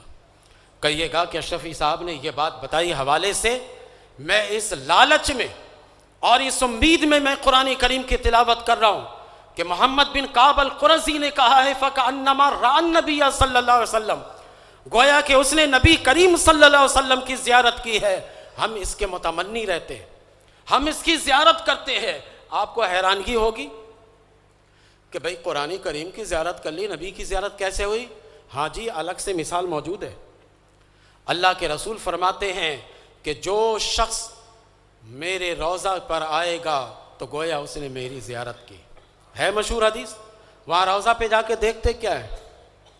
روضہ کی جالی کو دیکھتے, در و دیوار کو دیکھتے ہیں, اور آج تو ان شرطا کو دیکھتے. یہی ہوتا ہے. در و دیوار کو دیکھنے کو نبی کریم صلی اللہ علیہ وسلم نے فرمایا کہ میری زیارت وہ کر لیتا ہے تو قرآن کا صفحہ کو دیکھنے کے بعد نبی کی زیارت کیسے نہیں ہوگی؟ قرآن کے صفحہ کو جو دیکھ کر پڑھ رہا ہے یا زبانی پڑھ رہا ہے تو گویا کہ اس نے نبی کو دیکھا. جب وہاں جا کر در و دیوار کو دیکھنا نبی کو دیکھنا ہو جاتا ہے تو پھر یہاں پر بھی قرآن کریم کو پڑھنا نبی کو دیکھنا ہوتا ہے. پھر بات یہیں ختم نہیں ہوتی. حضرت عبداللہ ابن مسعود رضی اللہ تعالیٰ عنہ کہتے ہیں کہ جو قرآن پڑھتا ہے وہ اللہ سے کلام کرتا ہے. کیوں بھائی؟ کہ قرآن تو اللہ ہی کا کلام ہے. تو کبھی آپ نے محسوس کیا کہ آپ کے بے قرار دل کو قرآن پڑھنے سے کتنا قرار ملتا ہے؟ کبھی آپ ذرا آزمائیے گا کہ آپ کا شیخ آپ کے سامنے ہو اور آپ بڑے دکھی ہیں، بڑے پریشان ہیں. آپ اپنے شیخ سے جب ہم کلام ہوئیے گا تو آپ کے دلوں کو سکون ملے گا. ہوتا ہے؟ حالانکہ ابھی مشکل ٹلی نہیں ہے، پریشانی ٹلی نہیں ہے، لیکن آپ کے دلوں کو قرار ملے گا. پھر بھی میں یہ ساری مثالیں دوں، قرآن نہ پڑھوں؟ اللہ نے فرمایا وما تلک بیمینک یا موسیٰ، اے موسیٰ تیرے ہاتھ میں کیا ہے؟ جواب کیا تھا بھائی؟ جواب کیا تھا؟ کسی کے ہاتھ میں کچھ ہے بھی نہیں، میں وہی دیکھنا چاہ رہا. آپ سے پوچھا جائے یہ ہاتھ میں کیا ہے؟ بوتل. بھی جواب ہے. اب یہ لگ جائے کہ اس کے اندر پانی ہے، اس سے پیاس بجھاتے ہیں، اس سے وضو بھی کر لیتے ہیں، اس سے وہ بھی کر لیتے ہیں. یہ میرے سوال کا جواب نہیں ہوا. اللہ نے پوچھا وما تلک بیمینک یا موسیٰ، موسیٰ تیرے سیدھے ہاتھ میں کیا ہے؟ جواب سیدھا سا تھا کہ ہمارے ہاتھ میں عصا ہے. لیکن موسیٰ علیہ السلام کا جواب کیا ہے؟ قال ہی عصای اتوکأ علیہا واہش بہا علی غنمی ولی فیہا مآرب اخری. اور یہ اتنا لمبا کلام کیا. امام راضی کہتے ہیں کہ لذت کلام سے مشرف ہونا چاہتے تھے. قال ہی عصای میں کلام ختم ہو جاتا، لیکن کلام کو بڑھانا تھا، لذت کلام کو حاصل کرنا تھا.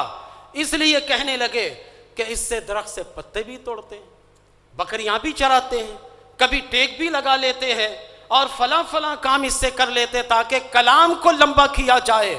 تو جب بندہ قرآن پڑھتا ہے تو گویا اللہ سے کلام کر رہا ہے.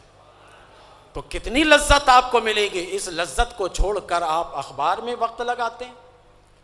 ایسے حسین لذت کو چھوڑ کر آپ ناول کی کتابوں میں وقت لگا دیتے ہیں. نہیں، آج سے زندگی کا شعار بنائیے کہ روزانہ آپ نے قرآن کریم کی تلاوت کرنی ہے، روزانہ آپ قرآن کریم کو پڑھیں گے. میں ان حضرات کے لیے کہتا ہوں جو تقوی کے زیور سے مزین ہے، فتاوی عالمگیری میں ہے کہ جو شخص 40 دن کے اندر ایک ختم قرآن کریم کا معمول بناتا ہے تو قرآن کے روحانی اثر اس کے اندر آ جاتے ہیں. قرآن کریم کا روحانی اثر اگر لانا ہے تو 40 دن کے اندر، 40 سے اوپر نہیں جانے چاہیے. فتاوی عالمگیری میں یہ موجود ہے کہ 40 دن کے اندر ختم قرآن کریم کرے.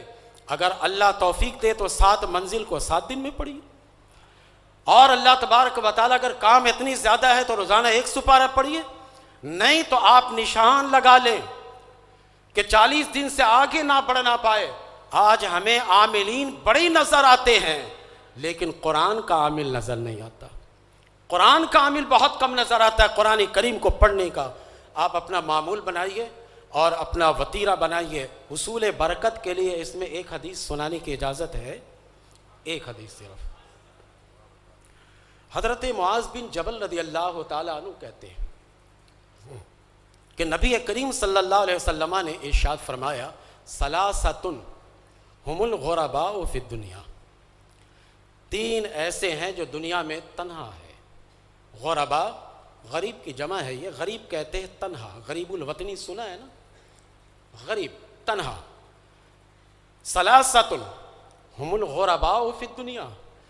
3 ہیں ایسے اشخاص یا 3 چیزیں جو کہہ لیں آپ، یہ دنیا میں تنہا ہے.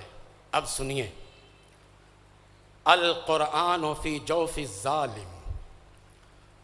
قرآن جو ظالم کے سینے میں ہے وہ تنہا ہے. وہ ظالم سینے میں قرآن کو حفاظت سے رکھ لیتا ہے لیکن پڑھتا نہیں ہے. پڑھتا اگر ہے تو عمل کرتا نہیں ہے. اس لیے کہا گیا القرآن فی جوف الظالم، قرآن جب ظالم کے سینے میں ہے تو وہ تنہا ہے، تنہا ہے۔ دوسرا آپ نے فرمایا الرجل الصالح فی قوم سوء، نیک آدمی برے لوگوں کے درمیان تنہا رہتا ہے، ہر آدمی اس کو تنہا دیکھتا ہے، وہ اس بیچارے کا اٹھنا تنہا، بیٹھنا تنہا، مسجد آنا تنہا، جانا تنہا۔ الرجل الصالح، یہ نیک آدمی برے لوگوں کے درمیان تنہا رہ جاتا ہے۔ دو ہو گئے۔ نمبر 3 المصحف فی بیت لا یقرأ، قرآن ایسے کہ گھر میں جہاں قرآن پڑھا نہ جاتا ہو وہ قرآن تنہا رہتا ہے، اس کا ساتھی نہیں ہے۔ ہمارے یہاں گھروں کا حال یہ ہے کہ الماری میں قرآن صرف جن بھوت نہ آئے اس کے لیے رکھا جاتا ہے، اور جن بھی بڑا تیز ہو گیا پھر بھی آ جاتا ہے، کیونکہ ان کی عادت کو چھڑانی ہے نا کہ بھائی رکھنے سے جن نہیں بھاگے گا، پڑھنے سے جن بھاگے گا۔ وہ آ کر ہمیں بتا دیتا ہے، جب ماہ رمضان آتا ہے نا تو گھر کی عورتیں جب صفائی کرتی ہے تو قرآن کے اوپر اتنی مٹی ہوتی ہے، پورے سال تو اس کو ہاتھ لگایا نہیں، تو اللہ تبارک و تعالیٰ کے کلام سے بھی رشتہ جوڑیے۔ المصحف، قرآن کریم فی بیت لا یقرأ، ایسے گھر میں قرآن کریم ہو جہاں قرآن کو نہ پڑھا جاتا ہو، وہ قرآن وہاں غریب ہوتا ہے، قرآن وہاں تنہا ہوتا ہے۔ تو آپ اپنے سینے کا جائزہ لیجئے۔ میں آپ کے سینے، آپ کو ظالم نہیں کہتا، یوں عبارت بنا کر سمجھاتا ہوں، القرآن فی جوف الحافظ، ایسا حافظ جس کے سینے میں قرآن ہے، پورے سال نہیں پڑھتا ہے، آپ قرآن کو تنہا اپنے دل میں رکھ رہے ہیں۔ عورتیں گھر میں قرآن کریم کو الماری میں رکھ کر پورے سال اوپر مٹی ڈلواتی ہیں، اور اے حافظ قرآن، تم پورے سال تک قرآن کریم کی تلاوت نہیں کر کے اس قرآن کریم کو اپنے سینے میں مٹی ڈلوا رہے ہو، تم بڑا ظلم کر رہے ہو اس طرح کر کے۔ تو بس یہ 3 ذمہ داریاں میں آپ کے گوش گزار کر سکا، وقت بہت زیادہ ہو گیا۔ اب میں آپ حضرات کے جو ہے باڈی لینگویج دیکھ کر سمجھ رہا ہوں کہ بہت ہو گیا، تو مجھے جب وقت دیا کرے تو ٹھیک ٹھاک وقت دیا کرے، وہاں بھی 2 رہ گئے، آپ کے بھی 2 رہ گئے، تاکہ آپ دونوں اتحاد میں آ جائیں۔ مجلس علماء اہل سنت اورنگی، مجلس درس قرآن اورنگی، چلے الحمدللہ دونوں کے لیے 2 میں نے چھوڑ دیے۔ آپ حضرات اتنی ذمہ داریاں نبھا لیں تو بہت ہے۔ اللہ تعالی ہم سب کو عمل کی توفیق دے۔ وما علینا الا البلاغ المبین۔